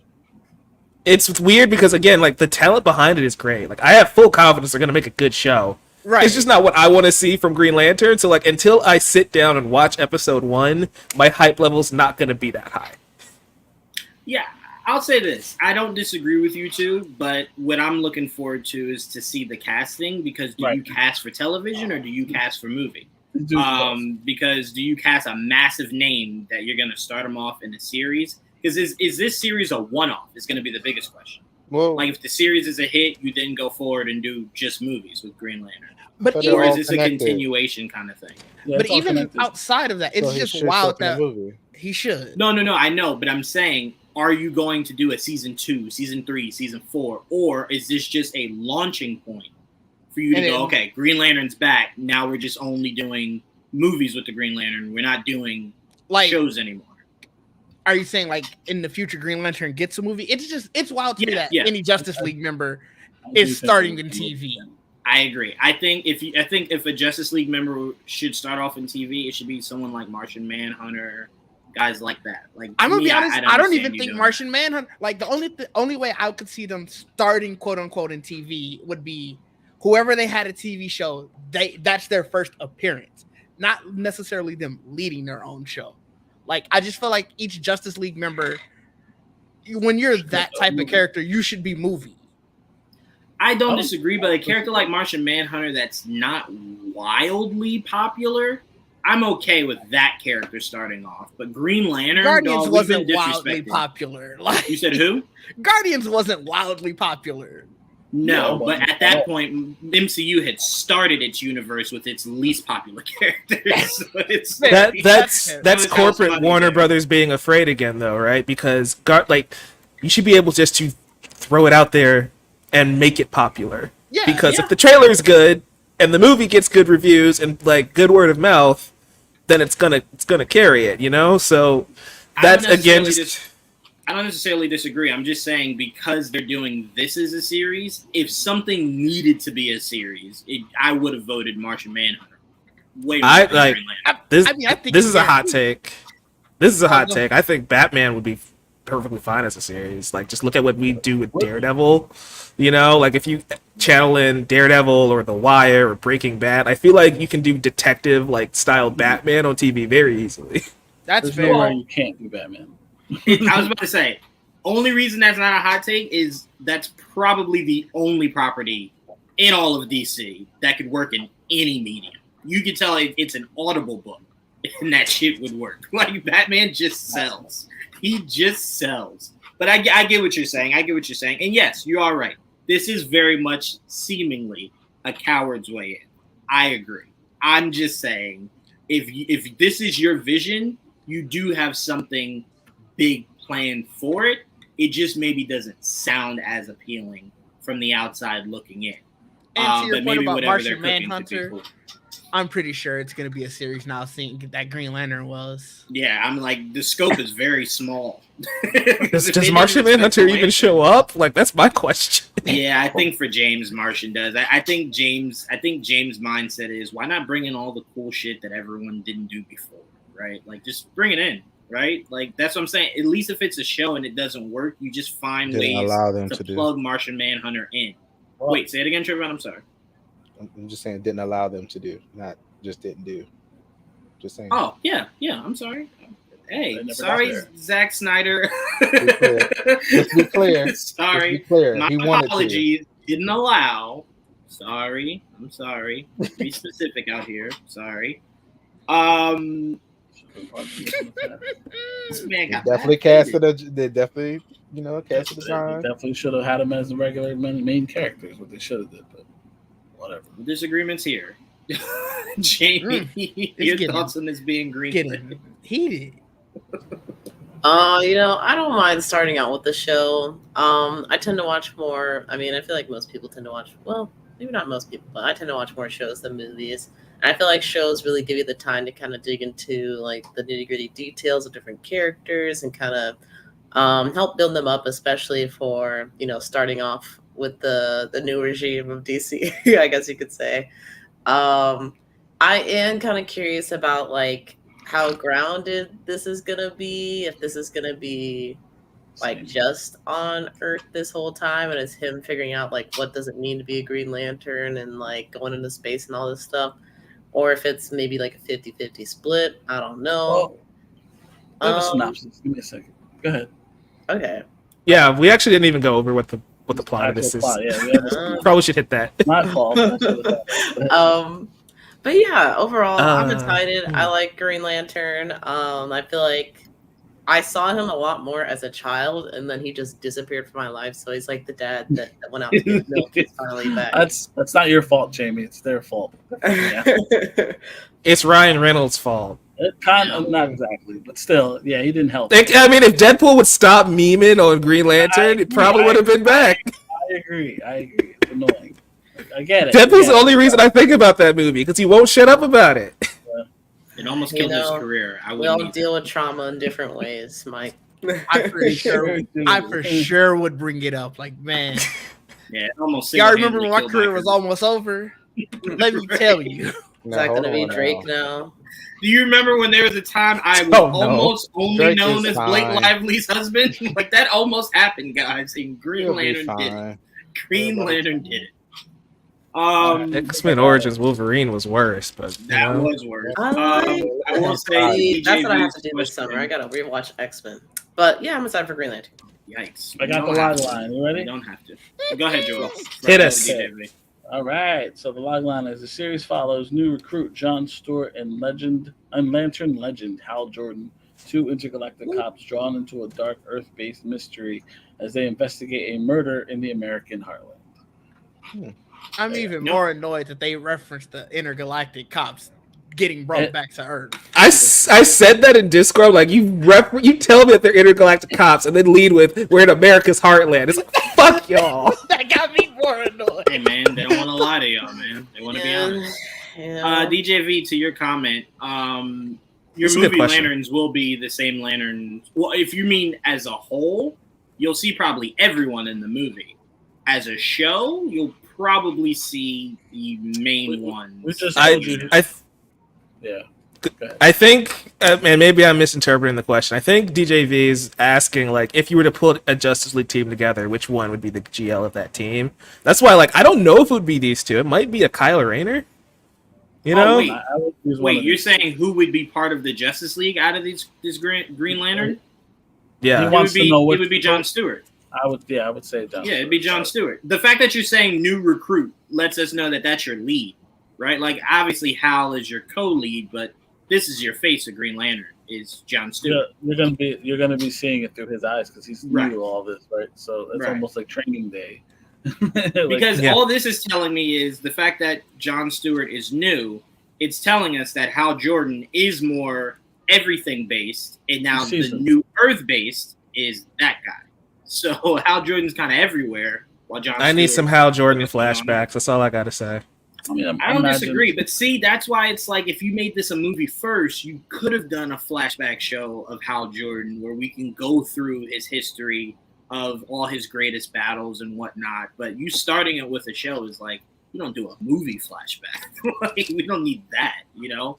But maybe they give us things like, because in a lot of True Detective, if I'm remembering it correctly, it's a lot of flashbacks, right? Of like the trauma of the said officer. So maybe we get Hal Jordan like maybe whatever happened on Earth, like whatever they're investigating, is giving him flashbacks of like an old case. You know what I'm saying? They should have said it had been like Lethal Weapon. I'd have been more interested. I like. You know what's funny, Didge? That's what the original movie they were supposed to be doing in the DCEU. Oh, that would have been great. Yeah, that was how Snyder pitched it, right? Like it's gonna be Lethal Weapon in space. Remember that was supposed to be like the Tom Cruise. It's supposed to be like the Restore Tom the Cruise, Snyderverse. Green Lantern. Yeah, that's what it was supposed to be. Space buddy cop movie is what it was. Oh, that would have been so fire. It was. I forgot who was attached to that. It's been a while.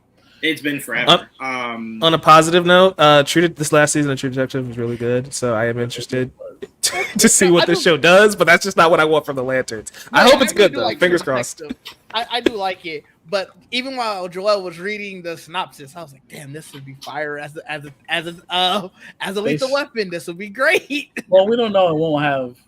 I don't know if it's gonna be like depressing like this. So. I'm sure they'll have some lightheartedness. Hal Jordan is not the most serious person. So I can imagine him and John will have a nice dynamic, and other characters they eventually show. Guy is definitely not a serious character, so I can't imagine. I mean, he's serious. He takes himself seriously, is what it is. So I expect there to be some humor. I wouldn't freak out about that. Trevon, what are your thoughts on this being greenlit?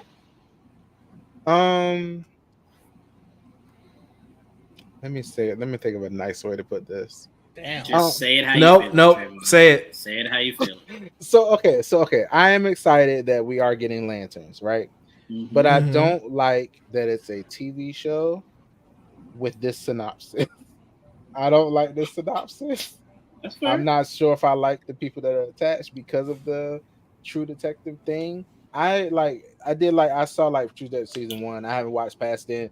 The show I'm gonna be honest, the show too boring for me. But I'm just saying, but it's an anthology. Each season's different for what it's worth. So maybe you just didn't vibe with that one. Maybe. Okay, but season 2 was usually generally disliked.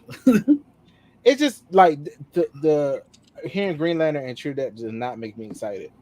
They're just, to me, it's like they're putting for them to come to Earth. I just want this budget to be right. That's the only thing I'm worried about. Honestly, I'm like, please let them actually use their abilities, use their powers, I don't know. I gotta see how this turns out before I get excited about. I need to see the trailer for this. I will say I don't think you have to worry about them shying away from using their abilities. That's all this cheap.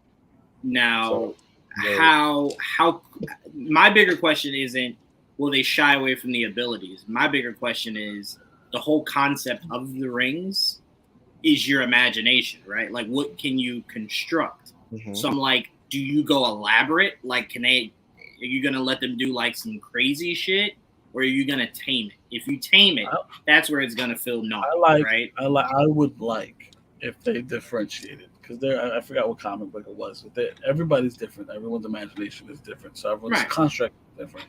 Mm-hmm. Based on the alien or the kid, whatever the other characters, and I hope they do differentiate that. Like what Hal thinks of is not the same as what John would think of, and a lot of it is based on who they are. You know, yeah. If they can get creative like that, that would be impressive to me, because you don't see it a lot in the comics, but it does happen. Like I remember seeing it in a specific comic. So I'm like, that's interesting. Like they're all doing the same thing but very differently. You know what I mean? Yeah. Kyle's an architect, so his is very like technical and extravagant. Hal is just like the everyman, so he'll do a baseball bat. Right. Yeah, John is military, so he's always got like a tank or a gun or a fighter jet. Yeah. Hal Jordan is very much basic bitch of the Green Lanterns. He is. All willpower and no imagination. Yeah, a race car? Like I like race cars. Jessica's a fangirl, so like she created Wonder Woman a couple times. That was always funny. That's hysterical. I will say I think we all are in agreement that we just want them to do right by it, because we know that the studio is not afraid to say, all right, well, that didn't work, so we're good not doing it again. It's like, so as long as it's done with love, as long as it's done right, we know it will lead to a movie where we can see them in proper space, big budget, I do believe everything like that. One of Hal or John will be the main Lanterns of the DCU, and if there is another Lantern series, I wouldn't be opposed to it being an anthology and use a different pair of Lanterns next time. That's what DJB was asking. He's like, if it's another season, do you want to use a different group? Yeah, I'm fine with that. Yeah, it's Earth based. Yeah, why not? I just need them to make sure they understand that These are lanterns and not the question. I'm just saying. I need just do not have them walking around not using like I sort of God. If we do have like I need the rings used every episode. That's what I'm saying. At least once. Like I don't play with me. I get what you're saying. I don't think we have to look too much into the backgrounds of the people working on it. I don't think it'll be influenced by where they came from. It's not literally gonna. Just make sure you know who you're using. That's what I'm saying. No, but I'm saying like because I always go back to this, Trevon.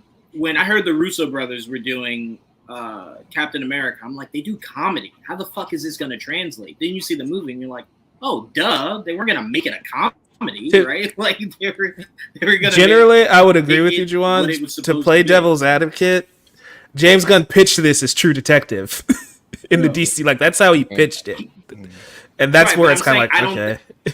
I don't think it'll follow in the footprints of it. I think it's as clear and cut as. It's the premise of like it's a murder mystery to a degree, right? But it's not going to be as grounded as True Detective. That's what I'm trying to say. I don't think we got to worry about sci-fi True Detective. That's what I'm looking right. Like Trevon, I don't think you got to worry about like Hal Jordan pulling out a pistol or them fist fighting people. Like I think they'll use the ring.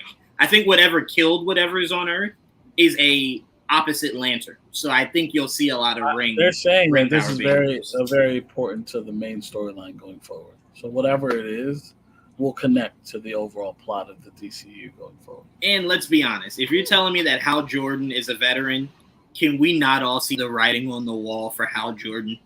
Like clearly it's Jon Stewart's world, and they will be putting the moves on Hal Jordan. So. For Don't spoil the anime only. It's about Hal Jordan. Gotcha. I mean, I wouldn't rush to doing that, but yeah. No. I'm not saying rush, but I'm saying if you're saying he's a veteran at this, means he's been active for a while. So I'm like, you're kind of building to where the story could go forward. Before we move on, I do have a question for you. They also announced that this and all the shows going forward are going to be HBO originals and not Max originals. Do we think that changes how production and like how they approach these shows? Because HBO more prestige with it, right? If you're an HBO original, you're stepping, right behind Game of Thrones, House of the Dragon, The Wire, The Sopranos, right? There's a lot more weight to that. So I'm interested to see what that kind of brings to the table going forward with this and Harry Potter. I'm curious if that means because I remember we used to hear about how much Game of Thrones cost. Right? Yeah. When it was an HBO show, right? And so I'm excited. That made me excited for that concept in my head. That's what it switched on for me. I was like, ooh, more money. Because it's on TV as well. That's how my mind went. I was like, because it's not just a streaming thing. Now it's both. Yeah.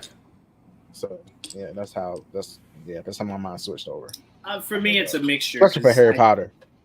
I think wasn't Watchmen mix of HBO and Max? I think it was HBO, but it was HBO. Yeah, it was HBO. Oh, okay, then yeah, there you go. You see all the love and consideration and money that was put into that shit. So I'm kind of like you said, Mike. There's a prestige to it, so there's a legacy that's being carried there. So I think it lets you know that they're not. I don't think they're gonna pull the punches, right? Like I don't think money necessarily is gonna be what stops that show from being what it needs to be. I think they'll honor it and let it be what it needs to be to make it a success, especially if it's HBO original. I think they'll let it be what it needs to be. But speaking of Harry Potter news, it's the Witching Hour with Trevon. Trevon, we got some Harry Potter news. Go ahead and let us know what that news is. Yes, I'm very happy that yeah, I think there's a second Trevon in here now. The Shadow Clone Jutsu? I'm like, he that excited. He brought in the second one so he can talk again. I told you it was Witching Hour. This man got powers, man. Could not be this one. Fuck it, there's two of me. Yeah, I mean, I'm very excited that it's moving forward. They're finally talking about I think they don't know if they said episodes or not, like how many episodes. Let me see. Hold on a second. Screenlit. Okay. I'm just going to look for it. Yeah. If it said. So I mean, it says it's going to hit in 2026. That's fine. Smith HBO on 2026. So I'm excited about that. Yes. The lady that made this series also said she's excited about. She read the pilot or something like that, so she's excited. That's nice. I'm not gonna say her name, because I'd rather her not talk about the show anymore or any of the series at all. But yeah, I'm just excited for them to. I'm excited to hear news. Period. Because they say, oh, we're doing a retelling of it. It's going to be more based on the books, which have a lot more details, and making it a show does allow them to, like Jamie said earlier, all the details. You can really, dig into it. So I mean, that right now, like I'm excited, but I was also excited for Fantastic Beasts, and that got taken away from me. So right now, I'm like, I'm happy you guys are moving forward. I'll be happy when I hear about the cast that is actually going, like I said, you see, I already told you how I felt about announcements. And by announcements, when I see shit actually shaking, that's when I actually get excited for real. Yeah, I mean, I can't do any more than that. Like, yeah, that's all I got for this. I'm excited, but let's see. I do want to tell you the flip side of what you're asking for is for them to never make an announcement and just drop shit. That would drive you even more. Listen, I am team Shadow Drop, man. I actually don't mind that. At least I'm not waiting. Or at least you're not waiting. Yeah, I guess. If none of this happened and out of nowhere James Gunn's like, hey, I got a Superman movie coming out next month, I'm in. Amazing. I don't need all this other stuff. That would be fire. That would be a very interesting marketing strategy. No promo, no nothing. It'll work.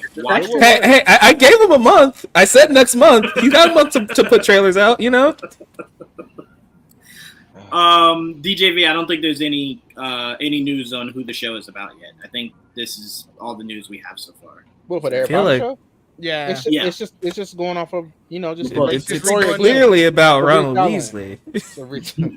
They're rebooting the universe. Yeah. They're rebooting the whole thing, and it's more about the books and it should more details. So all right. So what's the over under that Radcliffe is somebody's dad in this movie? Like, what's the over under?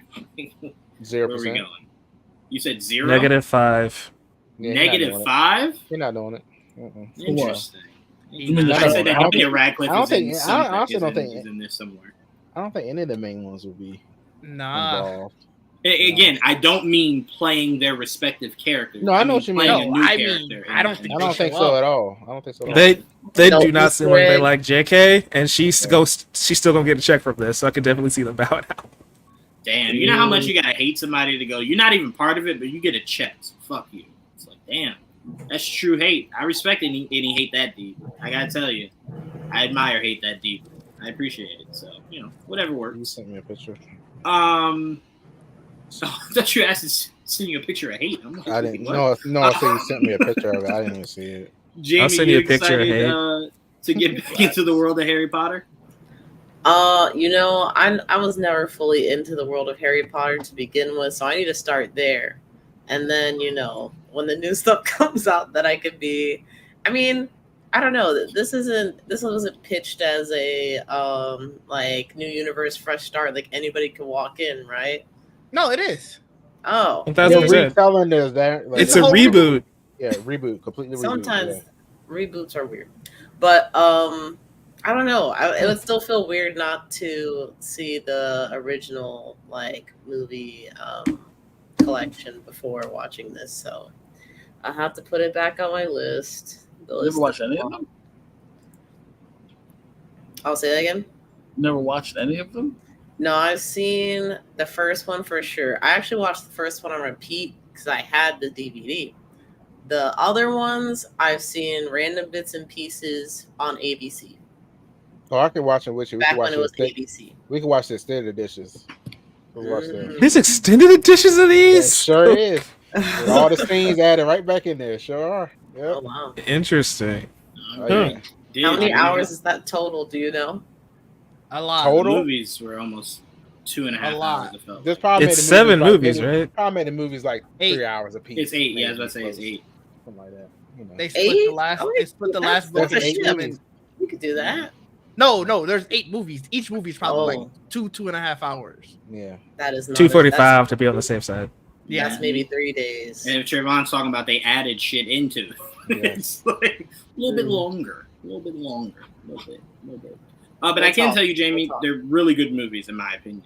They are. They're phenomenal. I just I never had other people around me that's like, let's watch Harry Potter when I was a kid. Whatever was around, I'm like, okay, cool. I don't blame you because actually, Jamie, that's me with what's the I Volunteer? What was the movie where it's like Hunger Games? Hunger Games. Oh, I never Is that how we refer to the Hunger Games? What the fuck? I wasn't really like a fan of it. I'm sorry, I forgot the Hunger name. Games is so good. I saw the trailer for it, and I was like, oh, it's about to be fire. So then I got the first book, read it, went to the movie theater, like, oh, this was fire. I want to read the next one. Didge, have you started yet?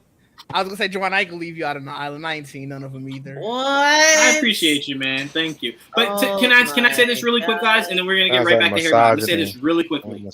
To be fair, in my head, Hunger Games was around the same time as like Divergent. I didn't get into that shit. No. Like, Divergent came out much later. Misogyny. I remember it because I was like, hold on. Like that was the Hunger Games. No, I still watched it though. Hold on, Jamie. I will not let Trevon paint me with that brush. Yeah, that had nothing to do with it. He said misogyny. It had nothing to do with that. It just didn't. I wasn't around anyone that was like, "Hey, this looks interesting." It sound like Nah, he right. There's a little misogyny there. I bet you watched John Wick when it came out. I saw John Wick like a year and a half after it came out. I'll be honest with you. And we are 10 years removed from Hunger Games. Right, talk to him. I was not the biggest fan of Keanu Reeves, so getting into John Wick definitely. Oh my gosh, you're not helping yourself. Do you want me to lie? Anyway, going back into I want you this. to watch Hunger Games. I can't make that promise. Did you catch up on Why? Clone Wars and watch Rebels? Did you catch up on Clone Wars and Rebels? Right, you know I watch Clone Wars. Did you watch Rebels? You know I watch Clone Wars. When you watch Rebels, I'll watch Hunger Games. Rebels there we is go. never a part of that deal. Verbal handshake. Never a part of that deal. I don't think you have to throw a second show at somebody just to watch 4 Hunger Games. Like, you really could just watch the first 2, if we're being honest. Exactly. Like spitting. Ooh, this comment. Yeah. Okay. You see when you try to throw me DJV? Clip this. Here we go. I also want to reintroduce the plot line of Didge hating blind people just to stroke the flames. Oh, yeah. I like that. Get it off me. Is there a blind person in the Hunger Games movie or something? There are. I'm sure we can find them. It's a sonar movie. I wouldn't know. It's a sonar movie. The crazy part is the Ballad of the Songbirds and Snakes looked really interesting to me, so I was like, I should watch these so I can go watch them. I don't know what happened. You don't have to see that one. That one I don't know what happened. I didn't think that was that good. Just watch the original. Just watch the original. Okay, so I'm seeing that we're very conflicted on these movies that apparently I need to watch. No, we're not conflicted on the trilogy. The trilogy was we definitely conflicted on Songbirds and Snakes, though. That movie was good. Anyway, there was only 3 Hunger Game movies or 4? There's 4. They split the last one into 2 books. Technically, right. I didn't like the last. There's about to be a 6th, right? There's about to be the 5th. Oh yeah, they're right. The 6th, yeah. Didge, to go back, are you excited to get back into the world of Harry Potter? Not really, to be honest. Because you didn't like Harry Potter, or no, I loved Harry Potter. I even went to go see the Cursed Child play. I just oh shit, I saw it. I read the books. I saw the movies. I saw the play. I don't need to do this another time. Whatever. Well, I'm only excited because I didn't read the book, so I'm gonna imagine that this new one does all the things the books did that the original. That's probably the movies didn't change too many things. No, not a lot. They weren't that big of a deviation. The movies cut out enough though stuff. Like there's some stuff that like should have been there. And so it's like, but like I said, I didn't care too much because I had read the books. I was like, all right, I had that. So like this would be great for some people who never read the books. I think you'll hopefully, fingers crossed, if they do it correctly, get a much better understanding of just the world itself. That'll be cool. Yeah. But I'm not like, oh my god, I'm so glad. I can't wait for this to come out. I was like, if I catch it, I'll catch it. It's technically for a different audience. Yeah, too. for sure. When you, like that's a thing that we always need to keep in mind, where it's like we might not be the target demo.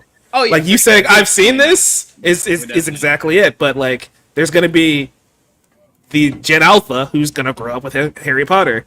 Oh yeah, for sure. Like I'm not point, saying Mike, it shouldn't come out. I'm just. Oh yeah, I'm just saying like to keep that in mind. To your point, that's what makes me excited because I think that's what they were trying to do with that new franchise of Harry Potter they were doing. That didn't work as well as they had hoped it would. Fantastic Beasts, yes. So I'm like, why not circle the block, right? Like, why not circle the block for a whole new audience, right?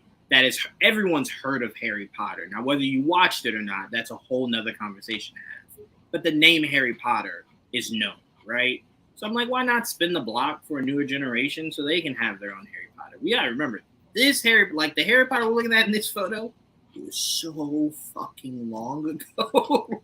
We're doing 20 years, right? The first one was like 2004, 2005. Right. So I'm like, yeah, why not? Why not? I'm always excited when a generation gets their version of something. So I'm just curious to see how they do it, right?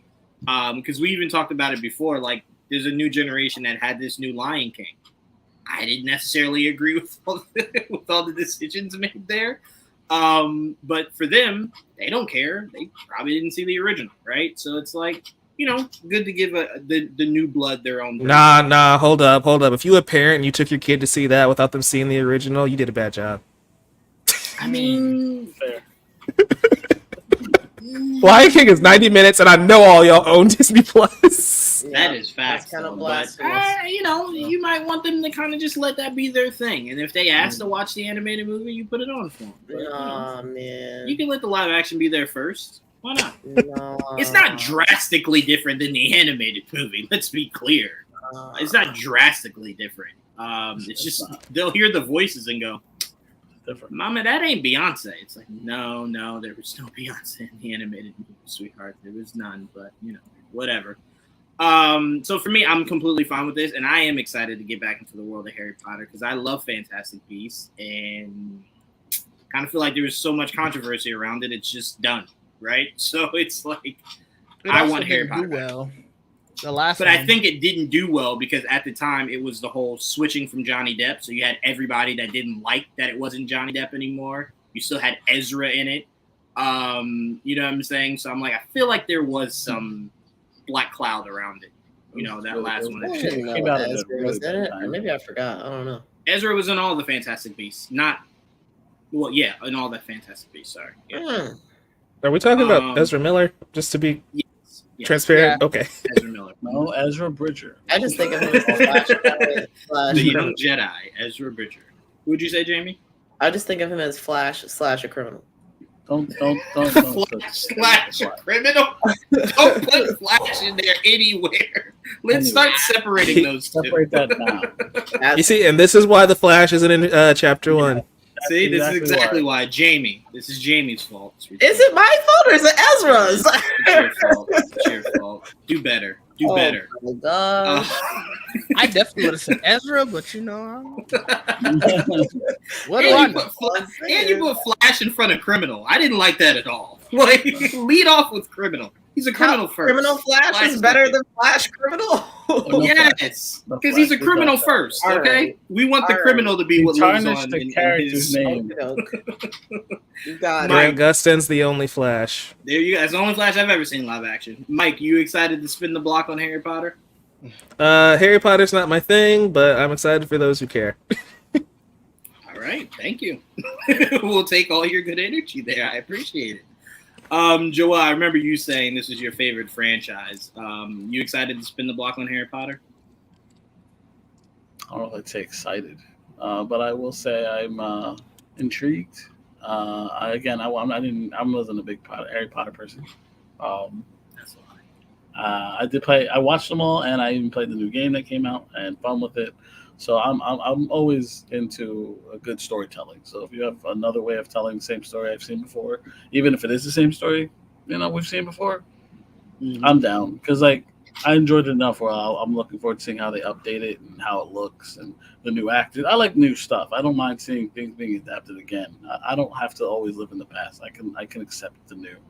Not everyone can. I get it, but I don't mind it. Yeah, gotta accept the new, right? Trevon, I'm happy that you got this news. I hope that you don't set a clock for this to start filming and casting and everything. Come out, so.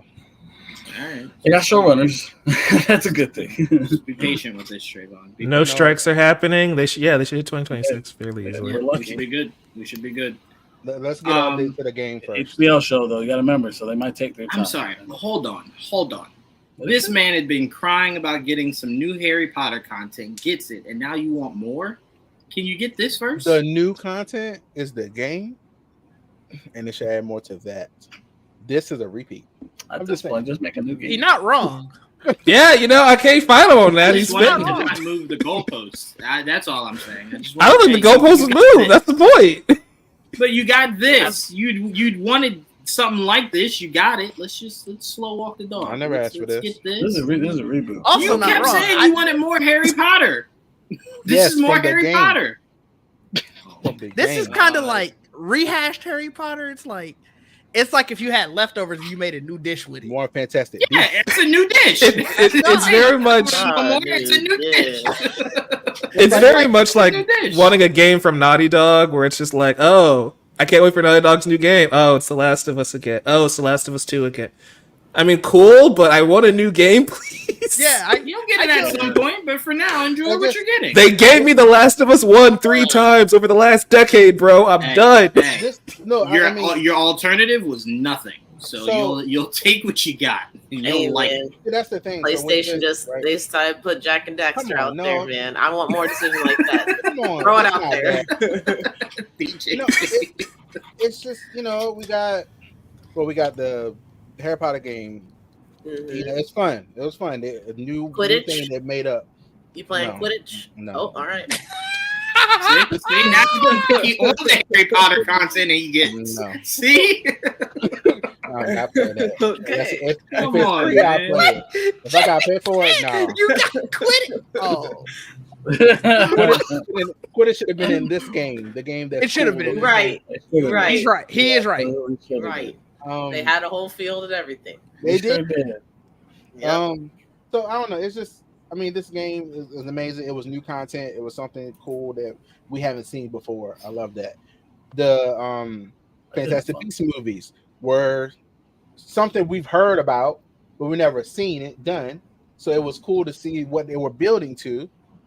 And they stopped those. It's almost like they gave up. It was like, let's go back to, let's rehash it. Let's do a cash grab. Yeah. That's what it feels like. And I'm just like, cool. I'm happy for the people that are young. It's going to see it for the first time. Mm-hmm. But me have seen these movies a million times. I read the books. I don't know how much I'm gonna get out of this. To be honest, Hey, yeah. I appreciate where you're coming from. I appreciate the movies. I can literally recite the movies. That is fair. I definitely appreciate where you're coming from. Like I said, I view it differently. Like I want Batman. Caped Crusader was not the Batman I wanted, but I will accept it because I just want Batman so badly. So I'm like, I think the difference though is that Batman will always be a different story. It'll always be a different story, but a variation of like the same shit. But that's right. But like if they're adapting a book, they're gonna keep telling that same story. Like Caped Crusader and Brave and the Bold are two completely different shows. Is my point. You have a lot of comic books to pull from. Harry Potter has one set.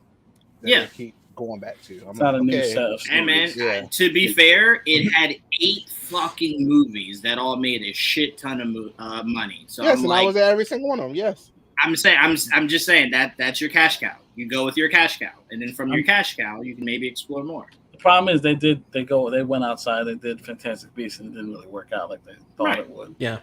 So back to what I'm saying. Not enough people supported it. Why? Because again, I think Harry Potter is what people were so focused in on, and it not being like an extension of like after Harry Potter, so you can see maybe the characters. Cursed Child was about his kid, right? Was it not?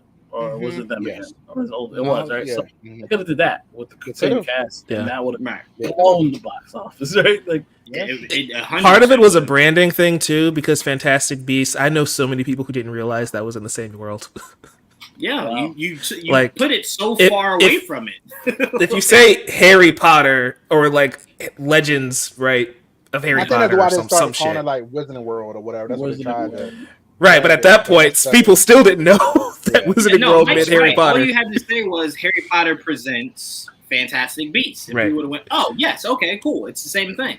But when you So- don't do that, but you're then Harry asking Potter's the not in audience- it. You're like, Yeah, that we talked about this on the anime podcast before, where Naruto and Boruto, like Boruto had to shoehorn Naruto's name into the series, like Naruto Next Generations or something.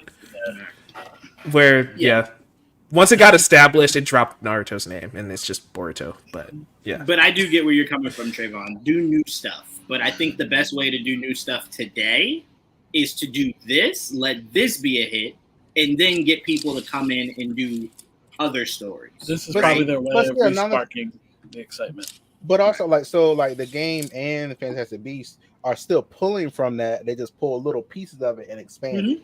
Right. You know, so that's what I like. This is literally going to retell the same thing again. I'm like, I mean, okay. to be fair, it's not exactly the same, but a somewhat comparison is we've seen this with Marvel or DC, right? To where you're like, who's your bread and butter? Whoever's your bread and butter, that should be where you start, right? Like, think about it. We didn't have to start this new DC universe with Superman. We could have started it with anyone, right? No, but see, the difference is all those characters have multiple storylines you could pull from, not one. Right. No.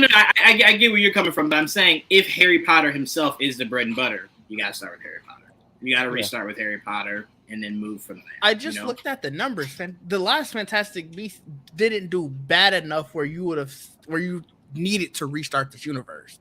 No, So JK, what did it make? JK ruined it because she's the. It made 407. That was the problem. But with a they budget of 200. So it didn't like it. It's not like it made gangbusters money, but it did well enough. Let me ask you this: was it the all pile? Was it the highest? Yeah, that'll do of it. the three? No, it was lower. It was the lowest. Yeah, they've been going down since the first one, but so did the Harry Potter movies. Usually all No, franchises tend to didn't do the that. last two end up being the highest grossing? Let me double check. Because I think 1 and 2 were on the list. Because I remember thinking back. I might have it. Yeah, I might have it backwards for theirs. Yeah, because I'm like I remember when the Avengers made the list, I was just like, what's in front of it? They were like Harry Potter. I'm like, Harry Potter. I forgot how much money that movie made. As an IP, yes. It was going down until the last two. Right. I'm like the last two were like gangbusters because you knew it was the end. So like people were there in droves. So like Endgame and Infinity War, they busted the box office because it was coming to an end. They're like, oh. People will show up for the ending. They won't show up for the beginning or middle, but they'll damn sure show up to see how it ends. Until the first one, because the first one did over $1 billion, and then granted, with Harry Potter to Fantastic Beasts, even their low point was still 800 million. Right. So it's not like we're like, oh man, they were poverty franchises or anything. Right. But Fantastic Beasts, none of theirs got to $1 billion. Gotcha. So and that could be where the problem lies. And that could also spell why this is a show. Should you have been like I feel like then you shouldn't be as critical of that last one, what it made. Didge, who makes these movies? Never mind.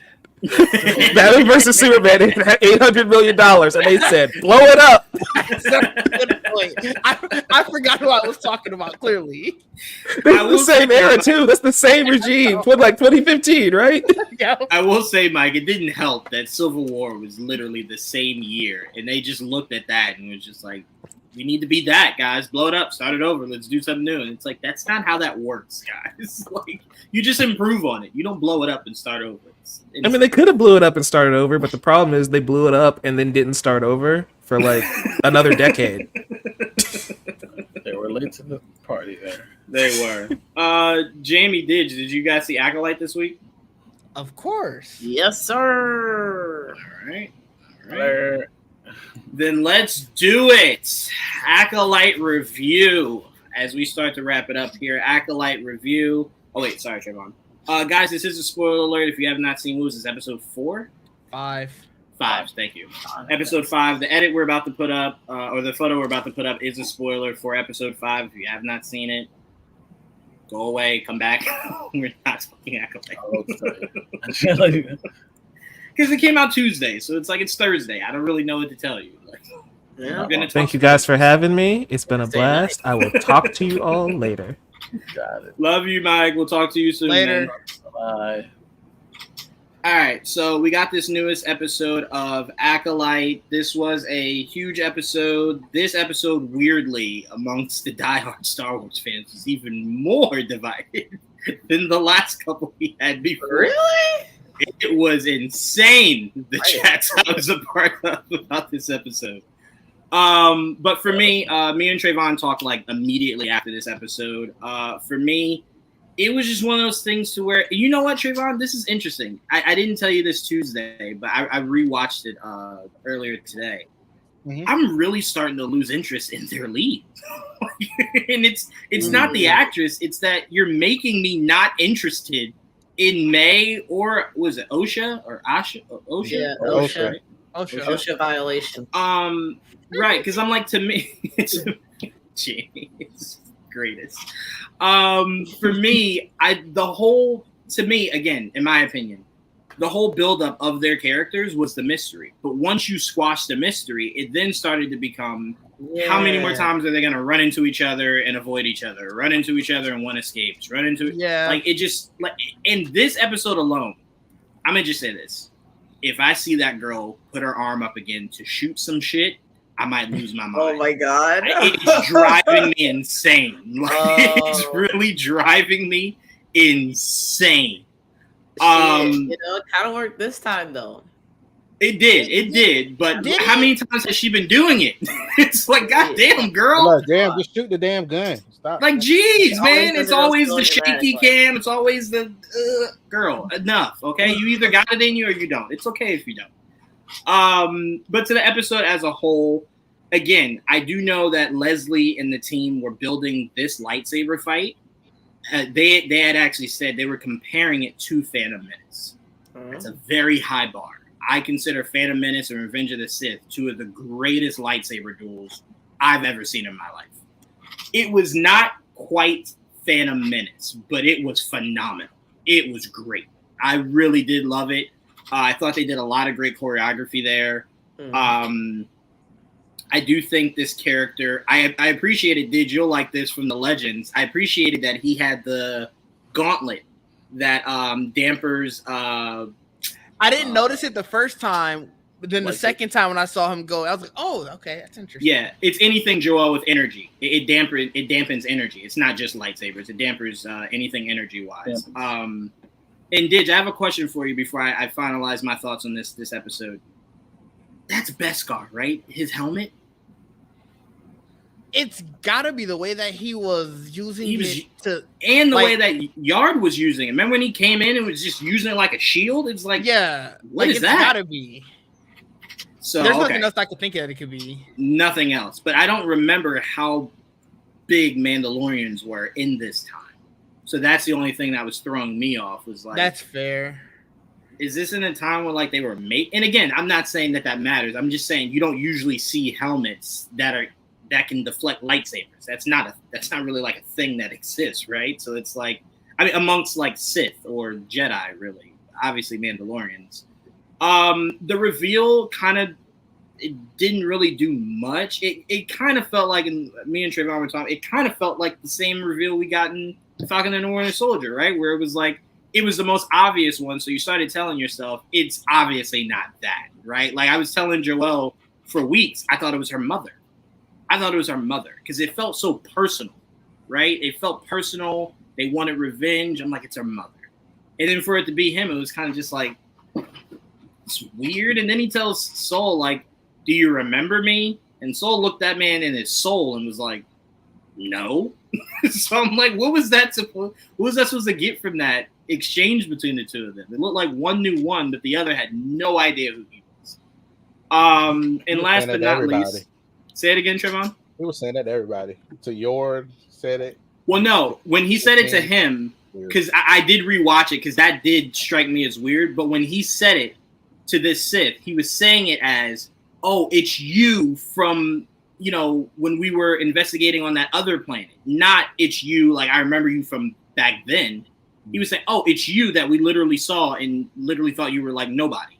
Right. So it was more of like a shock of like, "Oh shit, you're literally the guy. We had you in custody."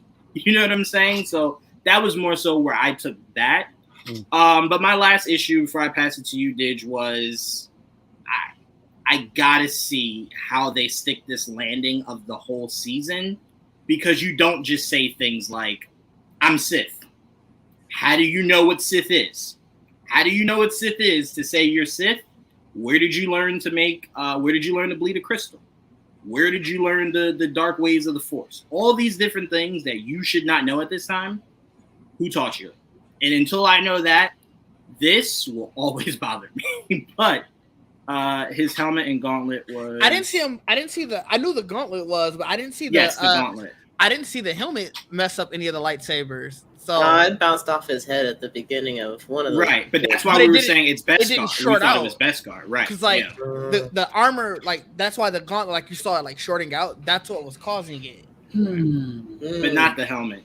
Yeah, that's the thing. I didn't see it in the helmet. That's what threw me off. Right. So Didge, the only two things so far that has bothered me in this show is him saying he's Sith, and the mother saying they pulled strings from the Force to create life. That's the only two things. Everything else, I kind of just take it in stride. It's been fine. But those two things have stood out to me. And again, I got to see how they stick this landing. Because if they stick it well, then who cares? But if they leave it on the cliffhanger that it's like, tune in to next season and we'll answer it, I won't like that. I won't like that at all. But Didge, since as far as this show, you talking about the show is new to our audience, what are your thoughts on this episode and the season so far as a whole? This was definitely the best episode, and I feel like it wasn't even close. I've been enjoying this series, but I think for something that they tried to helm as a mystery, they give up some of the mystery too quickly. I know Jaime and I, we've been reviewing this over on my channel, and one of the things that we were talking about in our latest episode was about how much cooler it would have been if the mystery of whether or not May was alive, like we understand Osha and May would have known that the others were alive, but whether or not it was known to the larger group was sort of held on a little bit longer. Like I think that would have made some of the stuff a lot more interesting, because it didn't really add too much to the story to have that confirmation of them both being alive. Even I think the same sense of with this reveal, like it was cool for me.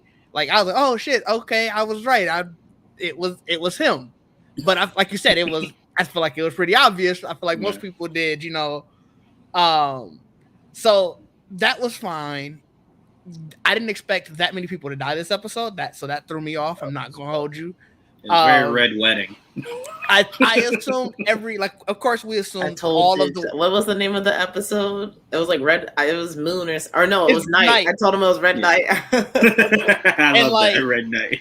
It was like we assumed anybody who wasn't named, like we didn't fully get their name, like they were gone. Yeah. But for Yord and Jackie to both die as well, that it was. I was like, okay, we're really going there.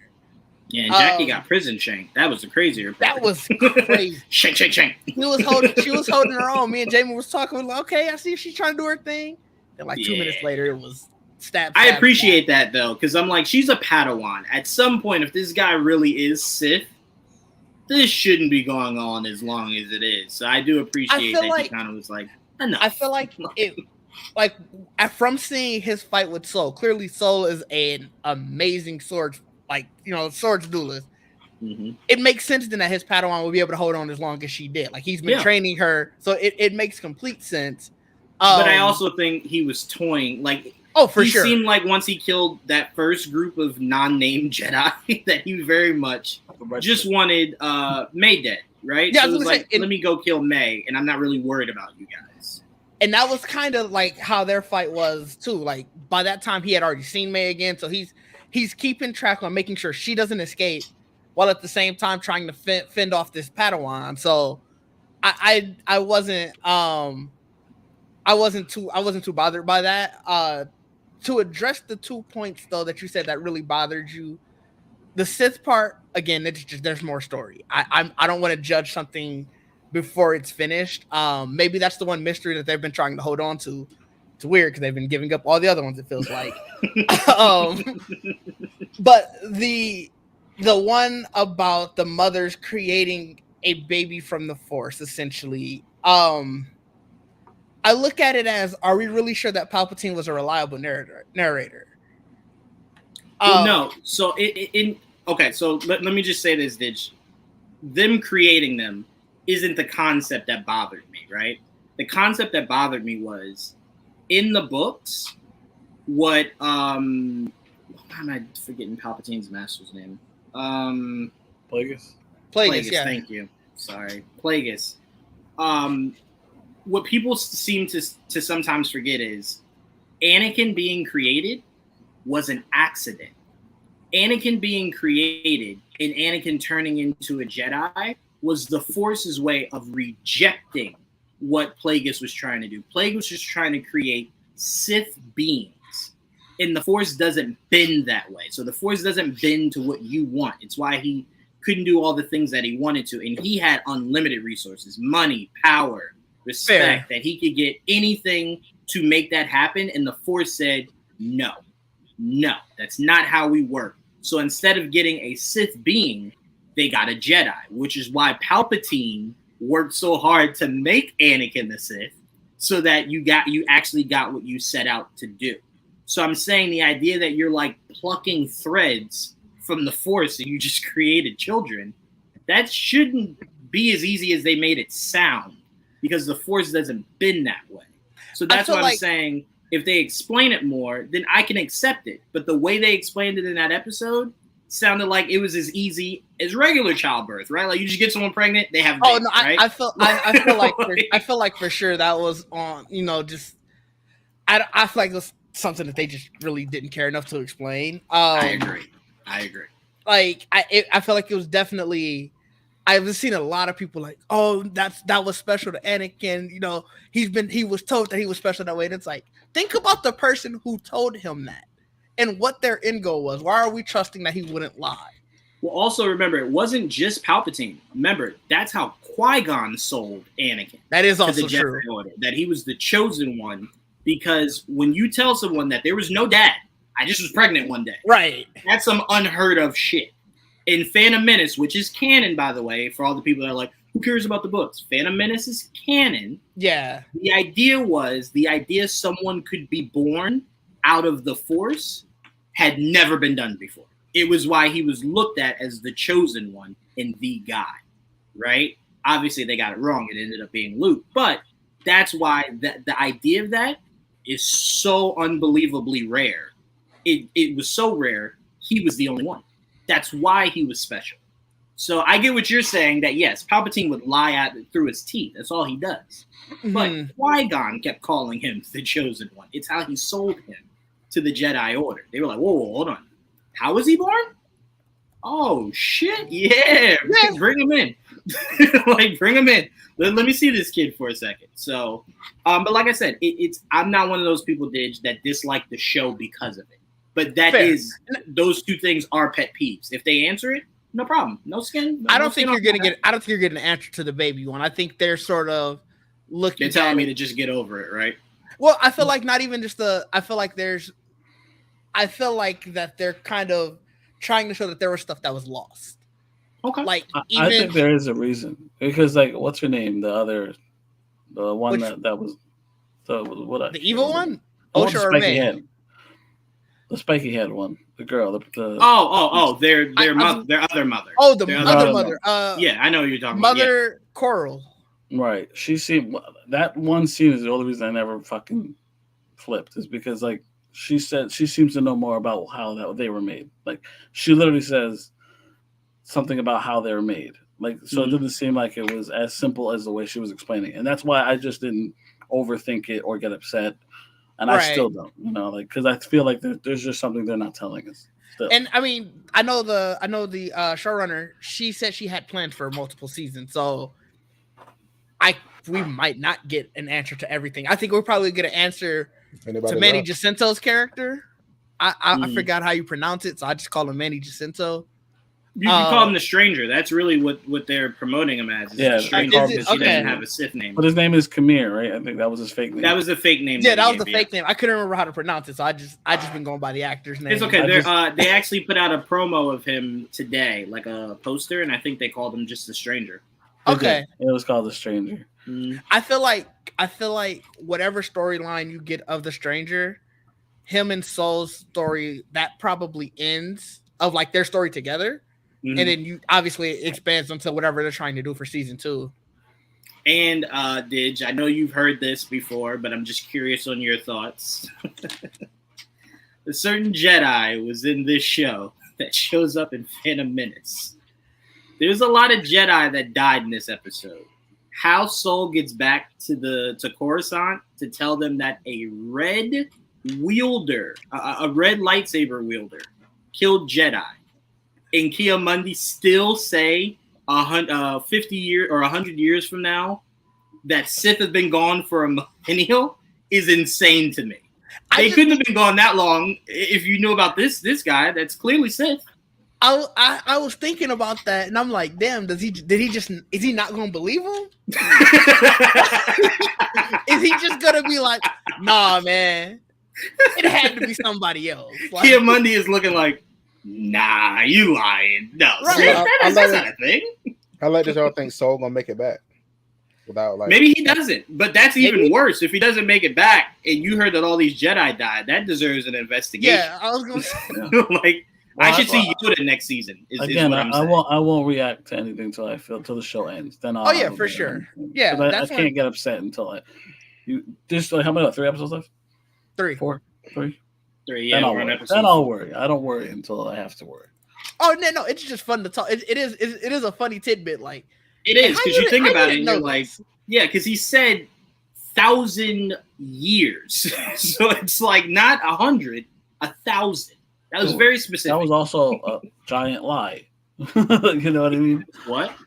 A giant lie. They've obviously been around for years. Well, no, I'm saying if he finds out about this Sith, he actually knew about this Sith. The ones he didn't know about, you can't put on him. Yeah, he didn't know about them. But this one, yeah, you know about this. Theoretically, we're assuming he should know. Yeah, I'm like, that was weird. Who one of those just denial things? No, they don't exist. I ain't seen one. Unless they explain it. He's like, I ain't seen them. They have to. The only way they would have to explain it away. But again, we're not there yet, so we don't know if they do. So that's what. It's just taking it funny. Yeah, taking it episode by episode. Again, like I said, it doesn't detract from. It's not a bad show. It's just every week they make a decision that I'm just like, that's a decision, though. Like that's all right, cool. All right. I mean, the thought of like him not believing somebody saying there's a Sith around, like whoever y'all talking about that would say 1,000 years or whatever. It just makes me think about Harry Potter and Cornelius Fudge seeing that someone told him, "Hey, Voldemort is back," but he was like, "No, it's not. No, it's not." Hey, Trevon, you know what makes it even funnier? He denies it a second time 100 years later. And he goes, "Sith? Nah." It's like, I fought him. What the fuck are you talking about? Like, I ain't seen him. So he's like, till I fight one, I don't know what the fuck you talking about. You see, Fudge didn't say nothing until he saw him himself. He said, "Oh, he is back." Right. Yeah, that is fair. That's a great comparison. We are assuming that these people would not just stick their head in the sand. Right. Exactly. Right. But yeah, like I said, it's just gonna be interesting to see who trained him. That's gonna be very interesting. Mm-hmm. Because if it ain't Plagueis, who it be? Like, who it be? Who it be, dog? Universe? What is it? What was Plagueis' master? Could be him. Could be him. But he wasn't training Ho. I'll tell you this though. Well, no, just so you guys know, Plagueis' master did not like him whatsoever. Did not like him. Very much disliked him. That's so I'm like, if you want to change it that he took another person under his wing, it'd be interesting to do a swerve. Like if you're trying to say, he did, though. At least the Legends did. I said he did take in Legends. He did, but that character died off so fast. Like they got rid of that character so fast. I think Plagueis killed him. Yes, of course. Can only be two. Yeah, so it's like either I'm killing you or he was calling himself a Darth too. On top of that, yes. And if you guys don't know, Darth is for the Master and the Apprentice. It is not something. It's why Ventress was Asajj Ventress, and that was it. It wasn't Darth Ventress, right? So it's the rule of two. It's the rule of two. But like I said, if they want to pull that swerve, I'm not one of those sticklers that's like, well, you can't do that. I just need you to tell me that's what the swerve is. That's what I'm saying. How they stick the landing will matter for me. Yeah, I just need it to make sense as a whole. That's how. Like, if it makes sense, all right. Yeah, that's how I feel. Jaime, how have you been liking this season so far, and what were your thoughts on this crazy episode? Because regardless of what people think, it was a really solid episode. It was a tragic. I agree. I was surprised with to hear that there was some discourse. Surprised but not surprised. Don't be surprised. But so far, I feel like me and Didge kind of have very similar thoughts on the series as a whole, where they it feels like they pitched it as a mystery kind of series with the beginning few episodes, which is interesting because I never really got that vibe from the trailers. But every time, I don't know, they just haven't let a mystery actually become something that I could be curious about and like have theories before like immediately deading it. So at this point, it's like, I don't know, we're at a weird place. But as far as this episode goes, episode 5, I really enjoyed it. It had some really great lightsaber fighting, like what you and Didge mentioned earlier. And I was definitely not expecting to see all the death that we saw. that was unfortunate. Jackie, I was surprised how well she held her own. Like I figured, she could fight because she's been training and all of that. But I literally, if Jackie could have survived and like fought anybody from modern Star Wars, I'm not sure if they would beat her because she was crazy. She was going off. Yeah, I would compare her to Ahsoka. Those are probably two of the most advanced Padawans that can probably hold their own. That I remember in live action. Like as far as Padawans, probably her and Ahsoka. I'd put up there very high. Obi-Wan, don't disrespect Obi-Wan. He was a great Padawan. Oh well, again, Obi-Wan being a Padawan to me, I very much looked at like Robin and Batman and Robin. But he was Padawan. He was a Padawan. I swear to God, that was a 30-year-old Padawan. But yes, Obi-Wan was a Padawan. He wasn't older than he should have been. He was a Padawan. But he was still. But again, they never really. Well, I guess he did. Darth Maul and then Anakin with Count Dooku. Yeah. So 4. Okay, 4. Yeah. Go ahead, Jaime. I'm sorry. Anakin was a good Padawan too. Yeah. The fighting was good. I'm interested to see kind of where we're gonna go with May swapping places with Osha. Like, I know that her intention is to like try to kill Soul, but she went back with him to like the base or whatever. So now it's like, what else is she aiming for? But also, no, I was thinking like, towards the beginning of the episode, she was like, F the Master, F all this. Like, I saw Osha, she's alive, I'm cool. And then seeing that Osha's still siding with Soul, and then she was like, never mind, the Master is right. I got to get rid of all of them. Right, I got to kill everybody. Yeah. So, I don't know. She's a crazy lady. She's a crazy lady. And then Osha, who knows what's going to happen with her. But yeah, I did say to Trevon, Jaime, and Didge, the one thing that bothers me about Osha is you would think Osha's a civilian. Every time she's in any kind of fight, her first instinct is to like run. And I'm like, you were trained as a Jedi. You don't know any way to defend yourself? Like maybe she sucked. Maybe she did. Maybe that's why she left. She was like, I can't do this shit. Her sister was like, you never learned to block. Remember? In the bummer way. Right, I do remember. From the Force anymore, so it's all gone. Yeah, that's crazy. That's crazy. Because remember, even when Ahsoka left, she didn't forget anything. She just stopped using it as much. Yeah. I'd be damn if I cut myself off from the Force. Yeah, hell no, not completely. Not completely. I still gotta learn how to defend myself. I don't know if she did or she's just like traumatized by violence in general. I guess she's like, I just don't like one part of it. I don't know. But you keep almost dying, so maybe snap the fuck out of that. Seriously, maybe quickly. She did to point a gun at somebody though, so I don't know. I guess her aim is great. Hell with the gun. She'd be mad, shaky with that shit. It's always a performance every time. Just like Also, I didn't. Her shooting her sister at the end, I was like, "What are we doing here?" Yeah, like, come on, dog. That part didn't make. She was running. She was trying to escape at that point, and it's like, you just look. Y'all went through a lot. Yeah. You got to kind of go back to this. You got to go back to the council and be like, "Look, shit went down. We'll try. We'll try again another time. Right? Shit went down. We didn't get her, and y'all just go y'all separate ways at this point." But yeah, like, there were two things, Trevon, that stood out to me. One of them was hilarious. One of them.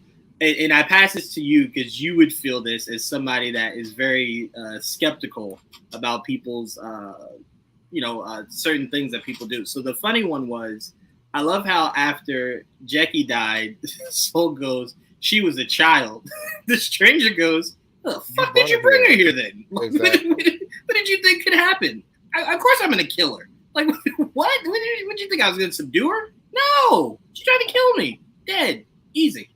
I just thought that was funny because that happens very much with Jedi. Like, they'll bring a Padawan and then go, you killed her. Yeah, I'm the bad guy. So, and you brought a child to fight me. What did you think I was going to do? You thought I was going to be worried that it was a child? No, don't bring them. Simple. So I thought that was hilarious. And then the sketchy thing someone brought up was when Soul got quote-unquote knocked down at the beginning of the episode, he was very much gone for a while all those other Jedi were dying. So someone posed the question, is maybe the true mystery of the show Saul? Is Jaime maybe evil, darker than we know? Go ahead. Right? And I'm like, if anyone would appreciate the tinfoil hat in that, it'd be Trevon. So I've been saying since the show started. I said he killed everybody. I said that. That's a running thing on our when we recap it too. Jaime thinks he's evil. Yeah. I'm kind of halfway there with her. I think he's definitely more than meets the eye. I don't know where AJ keep stands. Pointing fingers like, I know what you did, and I'm like, you know, like you did. And I'm sorry that guy killing himself. Like that was a. I looked at it as like I looked at it as people were viewing it as to defend themselves. They ended up killing everybody. I didn't think people meant like he was just like, no, I'm gonna just kill them. Like, you know what I'm saying? Because there's a difference between the two. I don't know. Like who? What? I don't know. That guy came out of his force field, lowered to the ground, drank a poison, and said, "I'm sorry." So that means we're going back to Asha and May's home planet, and we're getting a few more things solved for us. So I think that's probably why May followed Saul. Is she wants answers? The only person alive that can give them to her is him, and he is the last one. He was just about to tell Osha, like, "Oh, this is what I need to tell you." Even though, to be fair, that's not true. I believe Saul is pulling the parent trick 101, right? When your kid's like, hey, can we go to the mall? Can we go to the mall, the park, or the movies or whatever? And you're like, yes, we're going to go, right? And in your mind, you're like, yeah, we're going to go at some point in life, not today, right? Like, Saul just, every time Saul gets ready to say it, he's like, let's just get back to the ship. They get back to the ship, and he's like, let's just not die. It's like, Saul, just say it. I feel like it's bad timing, but it's also... I think he does want to say. It's just he keeps wanting to say at times where it's not convenient. Yeah, Saul's like, "Hey, we're dying. Can you wait? Like, no, please. Like, it's like just say it, bro. Just say it." So he is hiding something, obviously. There is obviously more to him. I'm just very curious what the stranger meant by, "Do you remember me?" And Saul looked at him and was like, No, but like, is he lying or you know? But whose benefit was it? It was just the two of them. He's for sure. Yeah, I guess he said he felt familiar when he had the mask on. Yeah, I saw somebody on LinkedIn say that maybe he's Soul's brother. Yeah, I saw somebody say that online. That'd be so okay. So everyone kept saying maybe Soul used to be his master, maybe he was his brother. But my issue with that is, I'm sorry. No matter what, there's no way you don't know that, right? There's no way you don't know that was your ex-pupil or that was your brother. You wouldn't know, if it was your long lost son. You wouldn't know. I guess so, but even let me say this, and again, I'm not a parent, so I don't know. But I find it hard to believe that when you have a kid, there's not an element of that kid that you look at and you're like, why do you look like me a little bit? That's the first thing you see. Well, right? You're like, wait a minute. Like, hold on. You have my grandfather's eyes. What the fuck is happening? Right? It's like something. Bro, I saw my fucking face. It was freaky. It was weird. It was like, what is so? They weren't alone. Juwaan, I just rewatched. Somebody had it on Twitter, so I just rewatched the scene when they were talking. May is standing right off there to the side. Yeah, but it's still weird, like, to lie about that, because, like, if you knew him, I don't know. It's like I said, how they play it out is going to be very interesting, because a lot of this just on the surface is weird. Like, why lie? If you know him, you know him. I mean, I do think that they're connected, and it does feel like Soul has like a past that like that he's trying something. He did definitely, whether he's full blown evil, as a lot of people believe, or he just did something really, really shady. There is something he's for sure trying to escape. And his past. Right. I mean, yes, that's what I said. What about his past? What about his past? What? You said there was something he was trying to escape. I was just, you know. I think he had a kid with one of those witches. That could be interesting, because Osha did say in the middle of nowhere, she did say, hey, my mother could do that too. And it's like, all right, well, why is that dialogue important right there? She was connecting the dots between what he was doing. To the witches, yeah. Right. This guy could come from there. See, I like that there's still a mystery even after finding out who the fuck he is. No. We're creating a mystery. we don't know. But those are legit questions, though. Oh yeah, but I don't know if I don't know if they're questions that we're just curious about, or if they're actual questions that the show's creating. You know what I'm saying? You have to wait to the end to know that for sure. But a lot of them are good because they're all actual points that you don't throw. They're not throwaway lines. That's what I'm trying to say. Right. And also, why did he send her to kill those four? I don't know. Okay, so that was something that a lot of people were talking about. I don't think it was that he necessarily sent them. I think she has always wanted revenge. That's what she's been training for in his test to her. Maybe that's why he found her. If you want to be my acolyte. Maybe that's why he found her, because he wants revenge on them too. It's possible. I don't know. They felt the darkness in her. I was about to say, if you're an actual Sith, where did he find she does have a lot more power than her sister, like untapped power, right? I don't know why she won't tap into it, but apparently she has power, right? So I'm like, he could have sensed the pain and the power and wanted to take advantage of it. It's what every Sith does, right? It's like, you seem down on luck and willing to kill.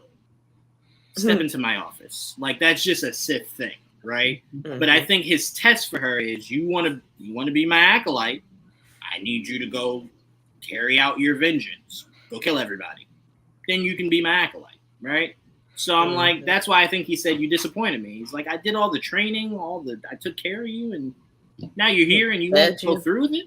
Put the clothes on your back? Yeah, I'm like, goddamn, I took care of you, dog. Go ahead, Trevon, go ahead. Yeah, but I still think that's in my head, that's what I'm going with. I think that he wanted revenge on them as well, and she just was already mad at them anyway, so it worked. I feel like maybe since he has a connection to Soul, maybe it's the kind of thing where it's you're gonna watch your family die, your friends die, and then I'll kill you. Yeah. Yeah, and we can't leave this out. We never saw the Jedi arrive.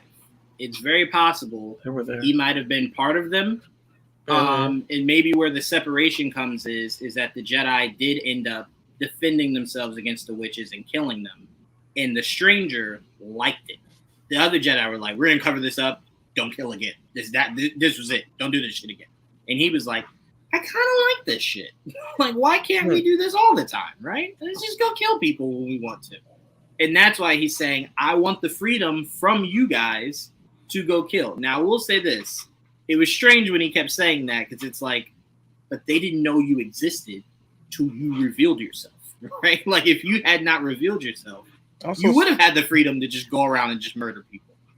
They didn't come here looking for you. They came here looking for her. Oh, I don't think that's what he meant by freedom. I think he really means I want the freedom I want to be able to fully just be out here in the world. And like, yes, everybody knows that I'm just a practice of the dark side of the Force. I don't want the space cops coming toward me. I want to be able to use my power. No regulation. That's kind of similar to Osha, because Osha wanted freedom to be her own person.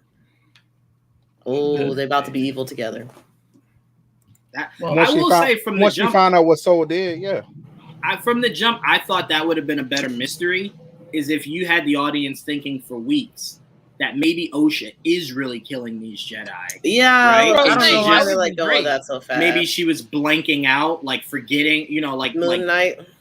Yes, kind of like that. Like it's kind because I was saying I thought it would be more interesting if the idea of a twin was a lie she created to cope with all the killing she was doing.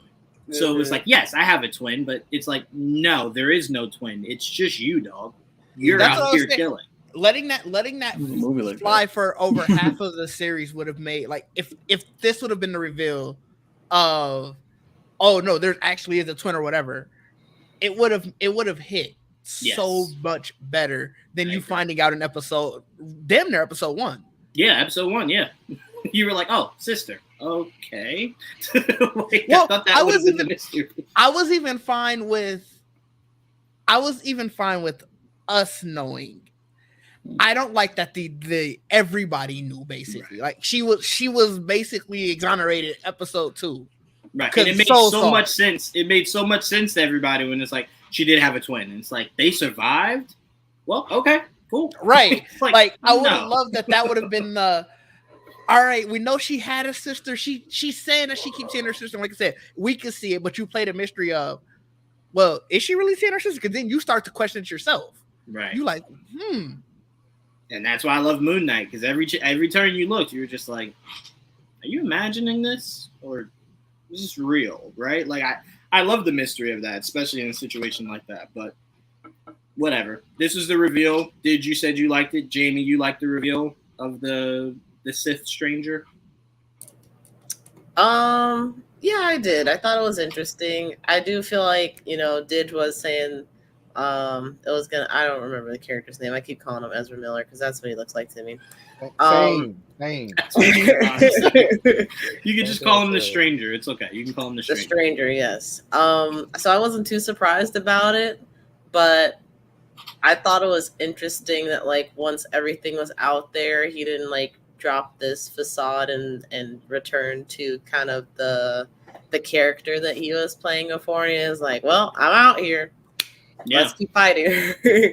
I kind of wonder like what the story is behind the helmet a little bit, because like as far as I know, I've never seen a helmet like that in Star Wars. And I know you guys were wondering about the metals that were used. What, teeth? No, well, yes. One of the Knights of Ren kind of looked like this. That's why a lot of people were hearkening back to maybe this is Knights of Ren. But one of their unfortunately, Jaime, because the Knights of Ren were only in the movie for what felt like 10 seconds. Give him 30. Give him 30. It kind of came and went. But that was the thing of the Knights of Ren. All their masks kind of were weird, different designs of the same Kylo mask. I heard someone say that the end of the episode was playing Kylo's music. Did you hear that? Yeah, I've heard that too. Yeah. Mm-hmm. It did. It's possible he could be one of the original Knights of Ren, because Knights of Ren were not a thing when Kylo created it. Kylo didn't create it. He took right, it exactly. over. They were existed already when Right. Kylo. They recruited Kylo. If you're trying to say that this went all the way back here, that's an interesting thing, because I was gonna say Crimson Dawn was during that was during Vader's time, so to speak. Like, so how you get an extra 100 years and nobody knew? I will say this though, Didge. The one thing that's a little suspicious is you made this design to emulate a mix of Vader and Kylo. That wasn't on accident, right? Like, and to Jamie's point, he didn't even need to. Not Sith wearing masks are very specific to Vader and Kylo. And Kylo wasn't a Sith, but you know what I mean. Dark Force wielders. It was unique to those two. That's not like every Sith wears a mask. So it wasn't even like you needed to put him in a mask. You thought it was a cool look, right? And you were kind of pulling on Vader a little bit and Kylo a little bit, and you created this look. So maybe, I don't know. It was a vibe. But there was Kylo music, Joel. There was Kylo music. I did hear that. That could be a hint too. I think the two things. I think I said to you guys in the group chat, but the two things I was just like, Soul really can't tell that's not her. And that's annoying. That annoyed me a little bit. I was like, you can't, like, y'all ain't got no sense, nothing. Yeah, like you just went with it too easy. I almost want to believe that he does know it's her, because, like, you know, their objective was to go out there and try and capture her anyway. So if she comes peacefully, that works out for Soul. Hey, that's an interesting twist. That would be very conniving of Soul. I will say this: that will be confirmation he's evil, because for him to go, you could just die here. Yeah, right. that's another thing. Like, that's her sister. But the other thing is, he wanted to use Osha anyway, so she got used. Yeah, but I don't think he wanted to leave Osha to possibly die. I mean, this Sith Lord is still there. Like, you escaped him, you didn't defeat him. So I'm like, how do you not think that he would kill Osha? Like, what use to it is he? He could assume that she's already dead. Maybe. That could be it too. That's wild. That's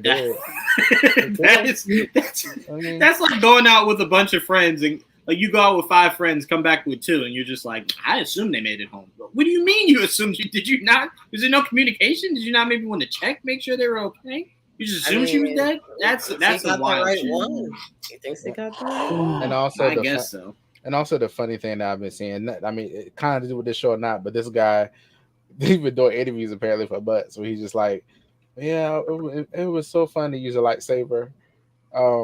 I've like taken, souls or whatever and played with it, had some pictures and stuff. He said, yeah, I'm missing out on it.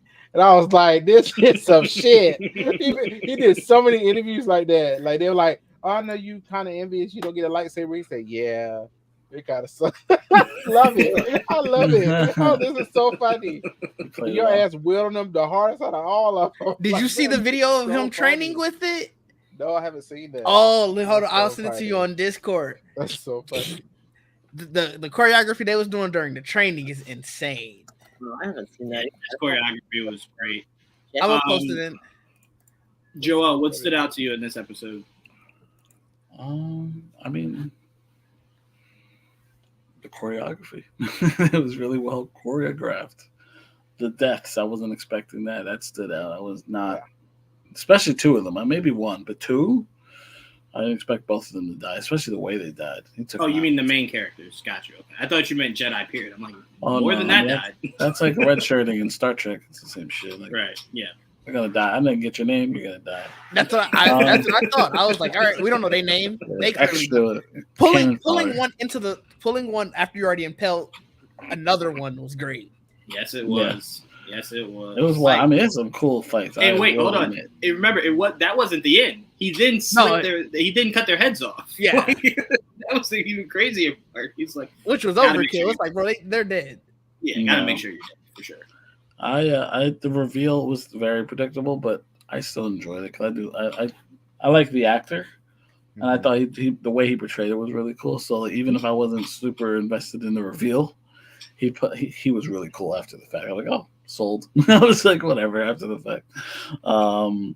which I was worried because I was like, I hope it's somebody I recognize. And that's what you said literally the week before. I literally said, and it did become someone I recognized, but it was only because I recognized it from the first couple episodes. Right.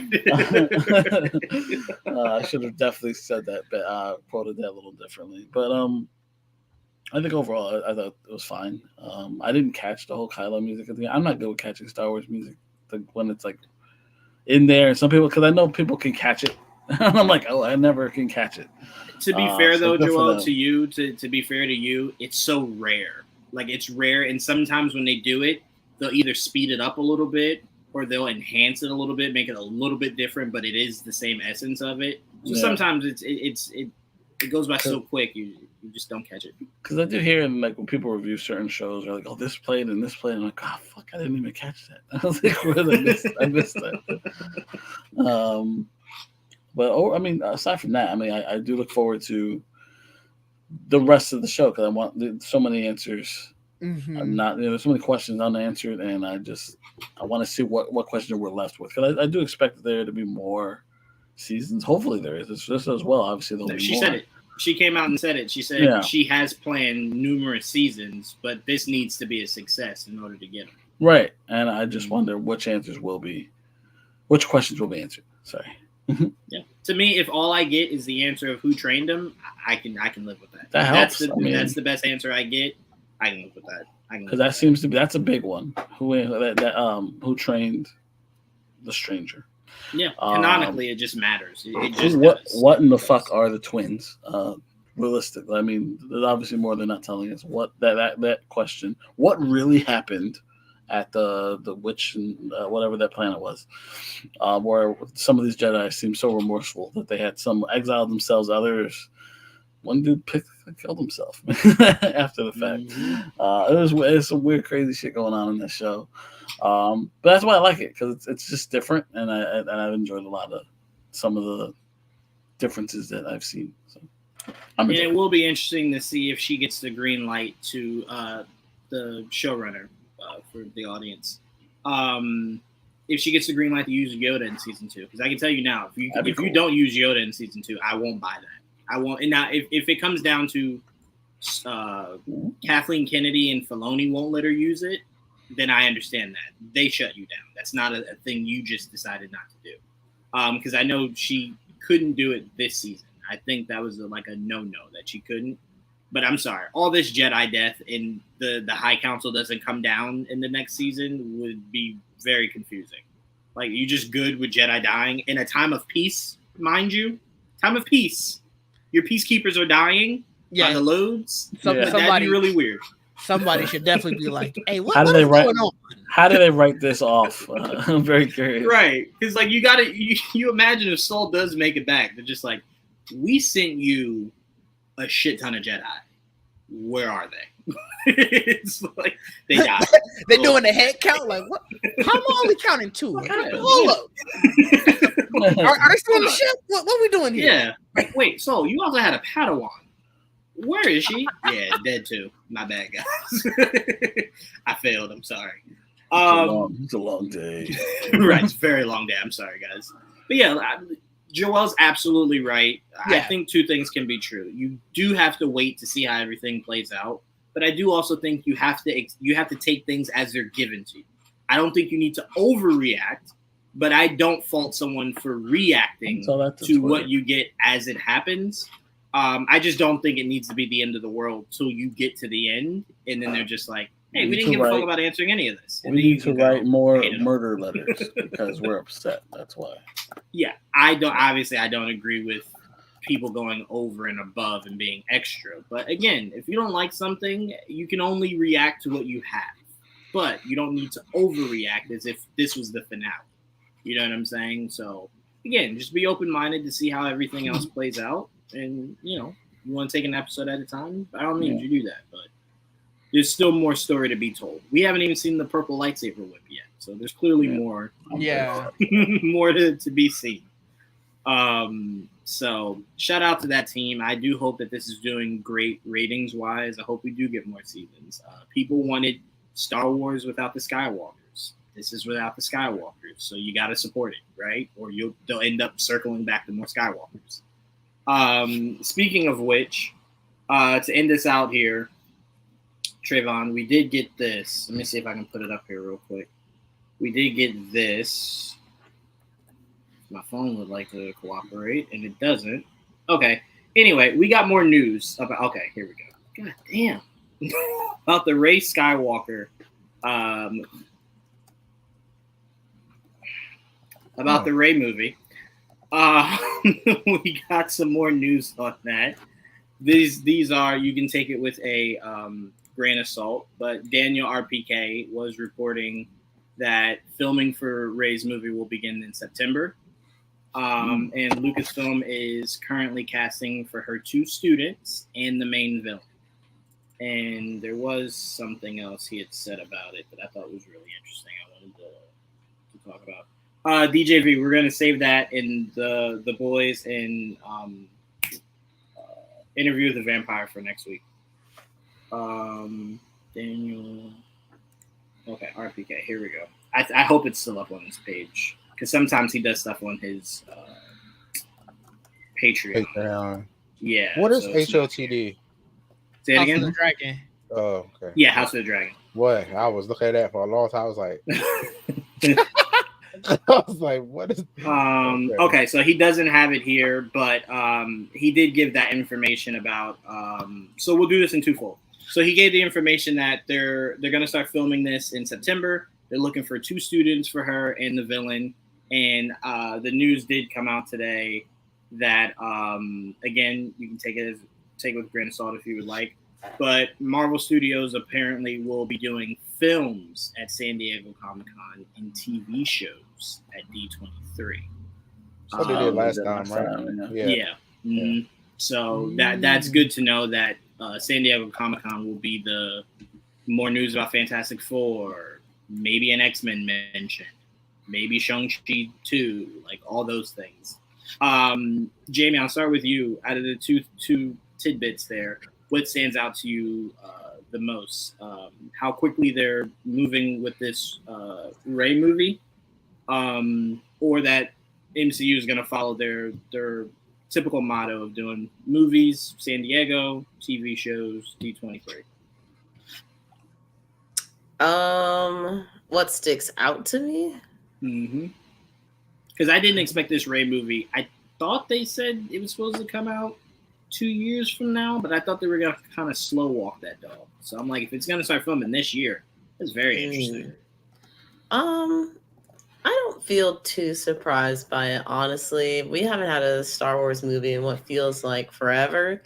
And, you know, the last trilogy did not satisfy a lot of people for different reasons. Granted, you're not going to make everybody happy, but, you know, Disney is used to like the praises that were sung with like Avengers Endgame and Infinity War and stuff like that. So they're trying to push that for Star Wars as well, which I feel like the shows for the most part have done.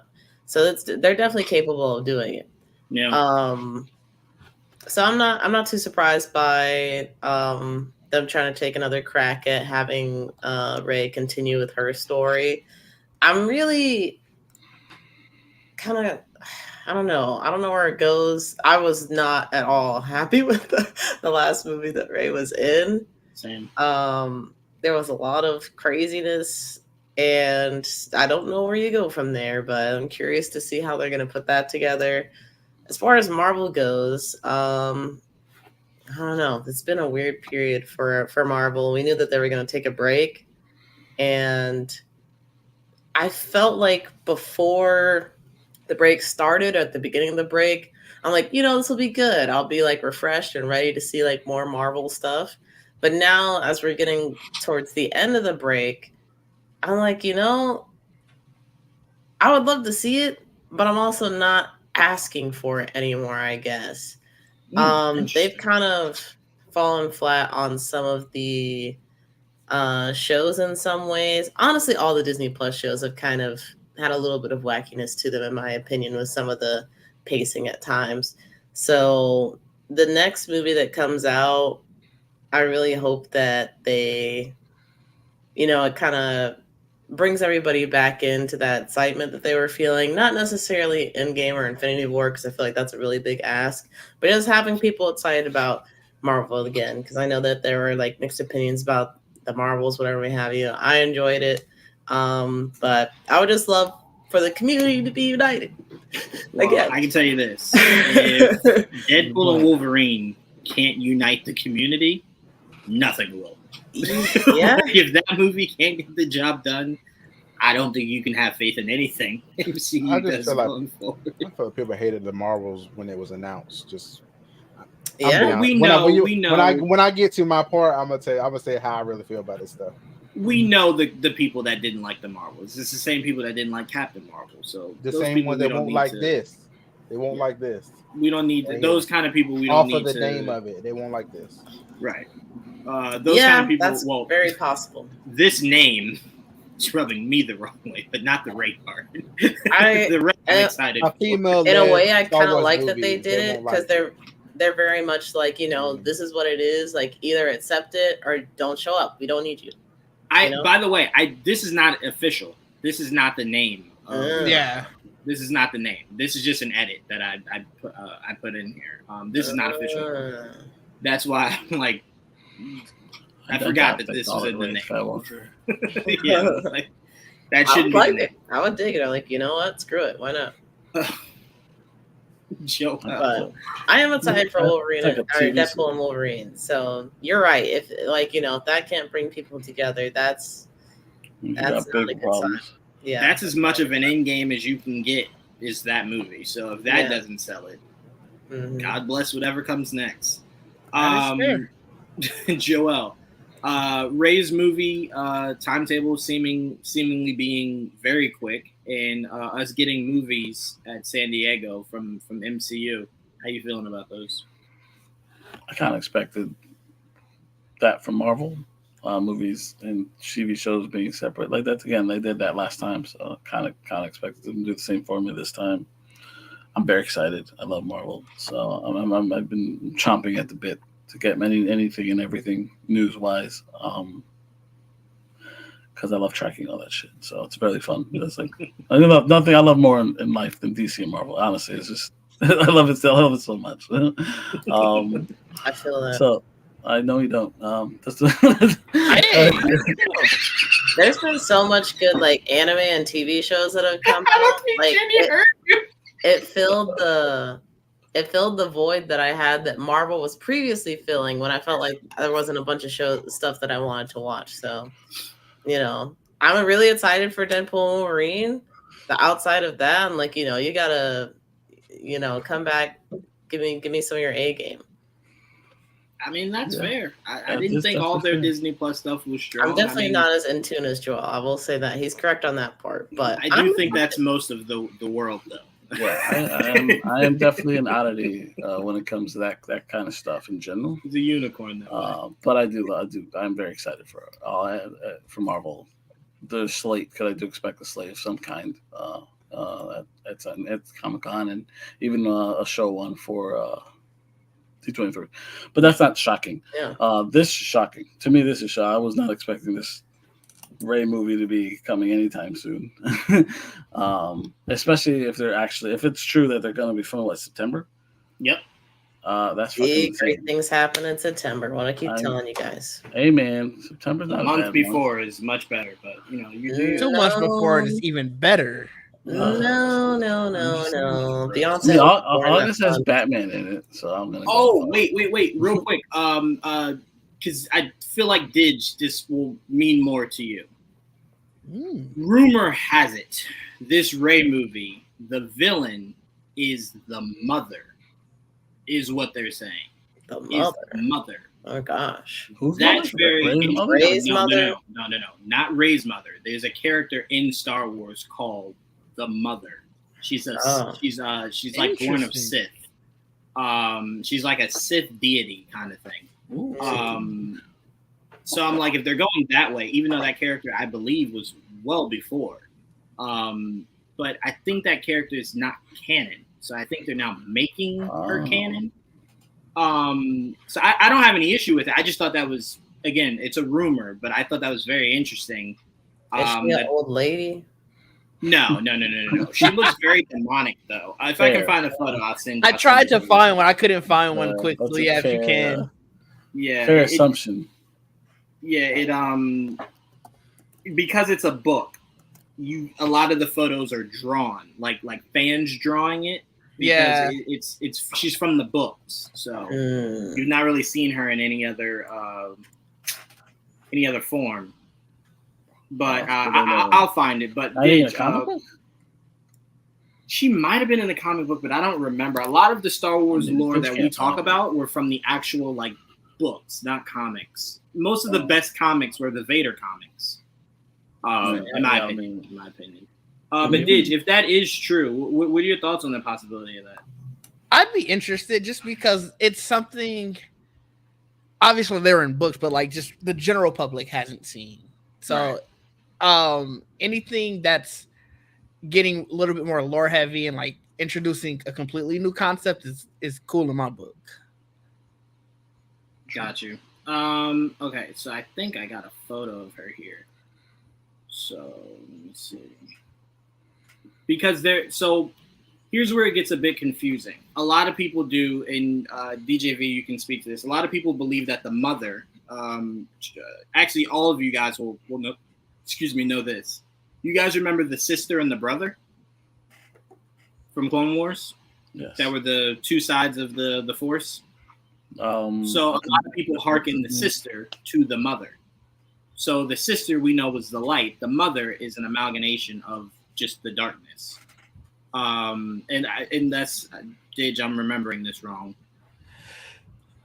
No, it's because they also call her the bringer of chaos and stuff. It got real dark. Yeah, her name's Abeloth. Yeah, that's her name, Abeloth. Sounds evil. Abeloth, Metreon Zinthos. Hey, she's kind of witchy. Look at Trevon. Look at him. Look at him. Trevon. Hold on, who's witchy? It's like a magic word. So hold on. This is again, these are drawings, and again, she's not canon, so it's really hard to kind of see DJV saying Luke had to join the Jedi and the Sith to fight her, and they still barely won. So it's out of Rey's time that this character existed, but this is kind of a concept of what she looks like. It's a Star Wars Endgame. It's creepy. I don't think so. I think you want to continue to build off of Rey for whoever her students are. But I just wanted to throw that out there, Didge, because that's what the rumor floating around is that the mother could be the main villain. That'd be definitely interesting. Yeah, so DJV is absolutely right, Joel. So just so you can know this, Joel. So in the books, the brother, the sister, and the father trapped her. That's how powerful she is. It took all three of them. So this is Abeloth. Somebody doesn't have the nickname Bringer of Chaos for no reason. For no reason, absolutely. So, they never fought a god before. That's insane. My only issue, Didge, with it being a villain for Rey is that you're really gonna have to sell me on her training and how much time it's from the last movie to wherever this movie takes place. But go ahead. I'm sorry. No, I was gonna say what makes it dope is she possesses, so you don't have to make it she's the villain, but that you can use that so many times. Mm-hmm. You got to trap her, right? You said. Yeah. No. That's how they stopped her. They didn't kill her. That's just how right. But that's the only way to stop her, right? Is to trap her. That was the only way they could think of. It's almost like the Ghostbusters movie. Yeah. You can create such a mystery on how is all of this happening? And obviously, you got to figure out the journey of first figuring out that this is the person that's possessing. Then you got to figure out, okay, then how do we get to this? So it's an interesting way to flesh out and continue a story that I think a lot of people thought was probably done. So, and I do want to bring this point up because I'm now starting to doubt myself.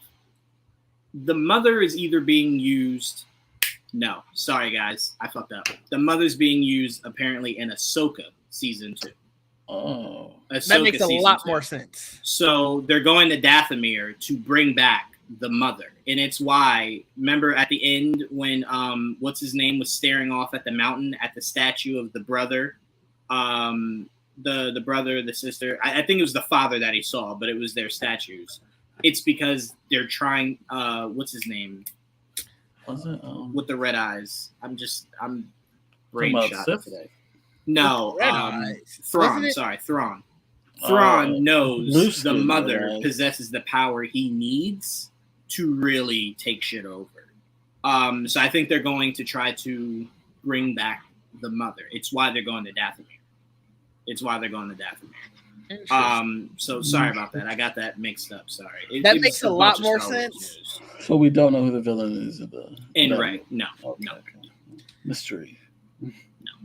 But we'll know before the summer's over if they're filming in September. Yeah, so we'll know really soon. How do we not have casting? That's weird. So that's why I thought, hey, but Daniel said it, and usually Daniel has a good track record. So take it how you want. But the mother apparently is in season 2. Trevon, you should love. They're going to Dathomir, home of the witches, baby. Home of the witches, baby. I see you try not to smile. I see you try not to smile. You know you want your witches. I see you. Don't worry. Always. So and again, you know Dathomir, so you know that's big witch. They don't play around over there. That's some real witch shit that happens. She a good witch? It's not like that. What was that show that you hate, Trevon? With it, not witches. Oh, Witches of is it Eastwick? What is it called? No, Mayfair witches. Mayfair witches. That's. I mean, even in the name, they're telling you they may be witches, may not. Didn't Sam Witwer voice one of them? You said what, Joel? Didn't Sam Witwer voice one of them? The brother, yeah, it was the brother. Mm-hmm. Also, in was it Ahsoka? Yeah, it was Ahsoka, right? Where they had the witch. Yes, the witches, the old witches of Dathomir. Yeah. Well, the one that was on the team that did a little bit of stuff and. No. You're thinking Cal Kestis game. Cal Kestis game. No, think about that character that was in Ahsoka that was the witch on. Morgan Elsbeth. Yeah. I thought you were saying that was on Ahsoka's team. I'm like, there was no witch on Ahsoka's team. I get you. Okay, I'm sorry. Yeah, Morgan Elsbeth. Shit. At least if it's Ahsoka, she can ask Luke for help. When Luke fought her, I think he became pure force, basically like fucking Super Saiyan. I'm gonna tell you this, DJV, and I'm gonna tell a lot of Star Wars fans. Now hold on, you talking? Hold on now. What's that? Well, that's what I'm about to. Good. Hold on, I'm about to bring it back down, Trevon. Super Saiyan. I don't know how much of Luke you'll see until the movie. Yeah, I think they're going to make that special for the movie because this is essentially make Ahsoka Super Saiyan. I don't think you need to make any Jedi Super Saiyan. I think that's ridiculous. I think Jedi are powerful enough. Super Saiyan sound like flight. We're leaving, guys. This has been a great show. I want to thank the chatter after. I want to thank Didge, Jamie, and Mike. Shout out to them for coming to do this crossover with me. I just need someone to write Trevon a Star Wars character that can fucking fly. You know what though, Trevon? I hope they can fly. I hope they make it. I hope they make it so crazy for you. I hope the Jedi can fly, but nothing else. He can't use nothing else but flight. That motherfucker can fly away from everything. That's it. Floating. Yeah. Look, it's either you take floating and other abilities or flying and nothing else. Listen, Supercell gave me everything I wanted in this first episode. I was like, oh yeah, I gotta watch that. Netflix just emailed me that. Yeah, I gotta watch that. But no, shout out to Jamie, Didge, Mike for joining us on this crossover episode. This was such a blast. This was so much fun to get back with everybody. This was fun. This was a lot of fun. Talked about a lot of great topics. Whatever we didn't get to this week, guys, we'll get to next week, which might kind of be better because Interview with a Vampire is on. This week is the finale. I think we're only a couple episodes away from the finale of The Boys. So I'm like kind of stacking it and then talking about it as a whole. I've seen all the Supercell by then. Okay. All right. Guess I'll have to also, so we can make it a conversation. Thank you for the pressure. Didn't plan on rushing it, but all right. No, and obviously Trevon and Joel couldn't do this without those guys. Appreciate you guys as always. DJV, you were amazing as always. I'm starting to realize DJV might know more Star Wars than me. I don't like it. So next week we're gonna any Star Wars talk we do. DJV's always around, bro. That's yeah, crazy. I can't have you showing me up. So we're gonna mute him next week when we talk Star Wars. Juwaan, did you change the name? The Bringer of Chaos is coming. Yes, I did. Hilarious. Again, I will say this to temper your expectations on the mother, only because she's not canon. So they have the freedom to water her tremendously down, power her tremendously up, or anything in between. So just don't set any expectations because they're making her canon, so they can kind of change her. I just like the name that y'all said. That's why I typed it. Yeah, she is the bringer of chaos. Yeah, I mean, it's kind of anytime your kids are a split between light and dark, it means you had to have been so far right and your husband was so far left. So she is the amalgamation of just pure chaos. Yeah. So I like that. I know you're going to be trying to take down notes to see how you can kind of incorporate that kind of chaos here, but we're good. We don't need it, Trevon. We don't need chaos. My powers haven't manifested yet. I'm scared that he might try to make them manifest. So let's get out of here while we can. We appreciate you guys so much. Scare himself. Make sure you guys are following, liking, and commenting. Didge, let them know where they can find you. You can find me at Didge_DEE. Most importantly, you can find me over on the Geek Set podcast, where we are continuing this journey for the Black Geek documentary. July should be a pretty big month for that. We have some stuff that is coming out that I can't wait for you guys all to see. So I forgot you had the hat. Look at it. We love to see it. We love to see it. Definitely keep on the lookout for that. It should be a fun month. And yeah, that's about it. Absolutely. Make sure you guys tune in for that because that documentary is going to be legendary. I'm waiting for my interview. So we'll set it up. I was just about to send you the bill though, so be careful. I mean, the bill's running for other things, so you know. Oh, not too much, Jay. You just got an invoice in the mail. Jaime, let them know where they can find you. Yeah, y'all can find me at Swiper_Prime on Twitch and YouTube. Over on Twitch, I've been playing through Final Fantasy VII. It's been a big slow burn. Big slow burn of the year. But there's still a lot of fun things, and I'm heading to the casino planet. So, you know, I'm about to run it up. Trayvon thought you were about to go to the casino. Yeah, I swear to God, that's what I thought you said. I thought you said you're going to head to the casino and play them. That's a swiper with a dollar sign. That's interesting. No, the golden saucer. That's like where all the games and betting and all this crazy stuff happens. So that should be fun. I'm like, what? Yeah, I'm on chapter 9. I'm on chapter 9. So you are? Oh, wow! You did run past it. Dang. I mean, I dragged my feet. I swear to God. I have also. That means he's saying, "Damn, Jaime, what you doing?" I'm at the end of it. Listen. I tell you what I'm doing on my YouTube channel. I'm also playing through Ocarina of Time. I'm having a blast with that. I just finished the Water Temple, and I'm about to enter the Shadow Temple. I'm kind of scared because this whole game has low-key been scary to me, so I can't imagine what shadows lurk in the depths. But, yep, that's me. Absolutely. You can tell Jamie's taking her time on Final Fantasy because I go out of my way to anytime I see Joel playing it to then stop him and make him play something like Multiverse or Fortnite. Every time I see him on.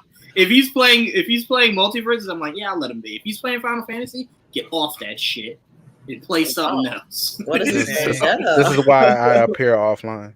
This is exactly why you appear offline. You know what's funny, Trevon? My sister tried the same thing, but she forgot that when she's on Fortnite, it shows she's on Fortnite. So you might not show that you're on PlayStation, but I see you're on Fortnite. So. I've been doing the same. Dang, ain't tracking y'all. But now that I know that Trevon does that, I will just randomly send him invites now. Thank you for telling me that. Appreciate you. Yeah, I mean, I gotta accept it. I wish you would. But again, thank you guys so much. Great show. The chatter after is doing, I believe, casting for the DCU, right? Tomorrow. I think we're reacting to fan cast. Reacting to fan cast. Yes. So make sure you guys tune into that. A couple seconds, I'm like, huh? But yes, we are doing that. Like you guys are representing the chatter after James. I don't know what's going on. Listen, I don't run it. They just tell me to be there, and I show up. I like that. That's what Trevon tries to say every week, and that's not the truth. So I'm going to go ahead and assume yours isn't either. But all right. Again, we appreciate you guys, but make sure you guys are tuning in to everybody's channels. You never know where Unhealthy and Unstable might pop up. So make sure you guys are tuning in and subscribe to everyone's channel so you miss out on nothing. But till then, guys, Joel, we're doing Quiet Place this weekend, right? Oh, I'm sure. I didn't like the shore. That sounded very uninterested. So I'm gonna try this again. We're gonna go see it, right? I will make time for it. I also don't like that answer, but okay. Hopefully we see it before. I don't know if y'all going to see it. I don't think so. Y'all going to see Bike Riders? Oh, we did see Bike Riders. We did enjoy it, Trevon. Yeah, we did enjoy it. It was a little confusing. Will I enjoy it? Oh, it was a little long, but it was good. Will I enjoy it? Will you enjoy it? Will you enjoy it? No. No. Have you ever watched Sons of Anarchy? I'm asking Joel. Will I enjoy it, Joel? Not exactly. Okay. You might like certain things, but not. Okay. I swear to God, I just fucking said that. No, in the Twilight Zone. Like I just said that. Joel knows what I mean when I ask that. You know. Yeah, you want to know. You want to know is there male porn in that movie? And that's why I said no. God. And that's why I said male no. porn is crazy. Wow. Male nudity works as well. Trevon tried to talk to Joel in code like I didn't understand it. Like I understand what you're saying. That's why I said no. You're not watching it for action. They don't even ride the bike shirtless, not once. Right. No, they were not riding the bikes in pure underwear and no shirts. I'm trying to think if there was even many shirtless scenes. I mean, there was like one or two, but there wasn't a lot. I mean, that's also a wild thing to just be doing. That's very unsafe to just be riding the bike. Very dirty. But, I've seen plenty movies where they do it. I'll tell you right now, nasty, Sons of Anarchy had more nudity, even though more male nudity. Yeah, for sure. Because you can get away with male nudity on TV, not female nudity, though. Yeah, you can definitely get away with that more. You can definitely see it more in that show than in this movie. This movie's definitely more. It's a good movie. It's just unfortunate. Yeah, you guys should go see the Bike Riders if you have time. Yeah, it is very well acted. And then they kill it. I'm not gonna lie, they did a really good job. How did you feel about what's his name? Austin Butler? No. Tom Hardy's voice. Yeah, his voice. I'm gonna be honest with you. Tom Hardy, there's no way he learns lines because when he speaks, it's just mumbled. So it's like we don't understand what he's saying anyway. So there's no need to learn lines. I don't know if it's me, but it doesn't bother me anymore when he does crazy voices. So like it kind of when the trailer you hear it and it kind of weird. Yeah. But once you watch the movie, it kind of you get used to it. So it's like it's whatever. You know what he becomes the character. So you're like, that's just Johnny. You know what I mean? Oh my God! Did he say sure? We love you guys, and until next time, peace. We gotta get out of here.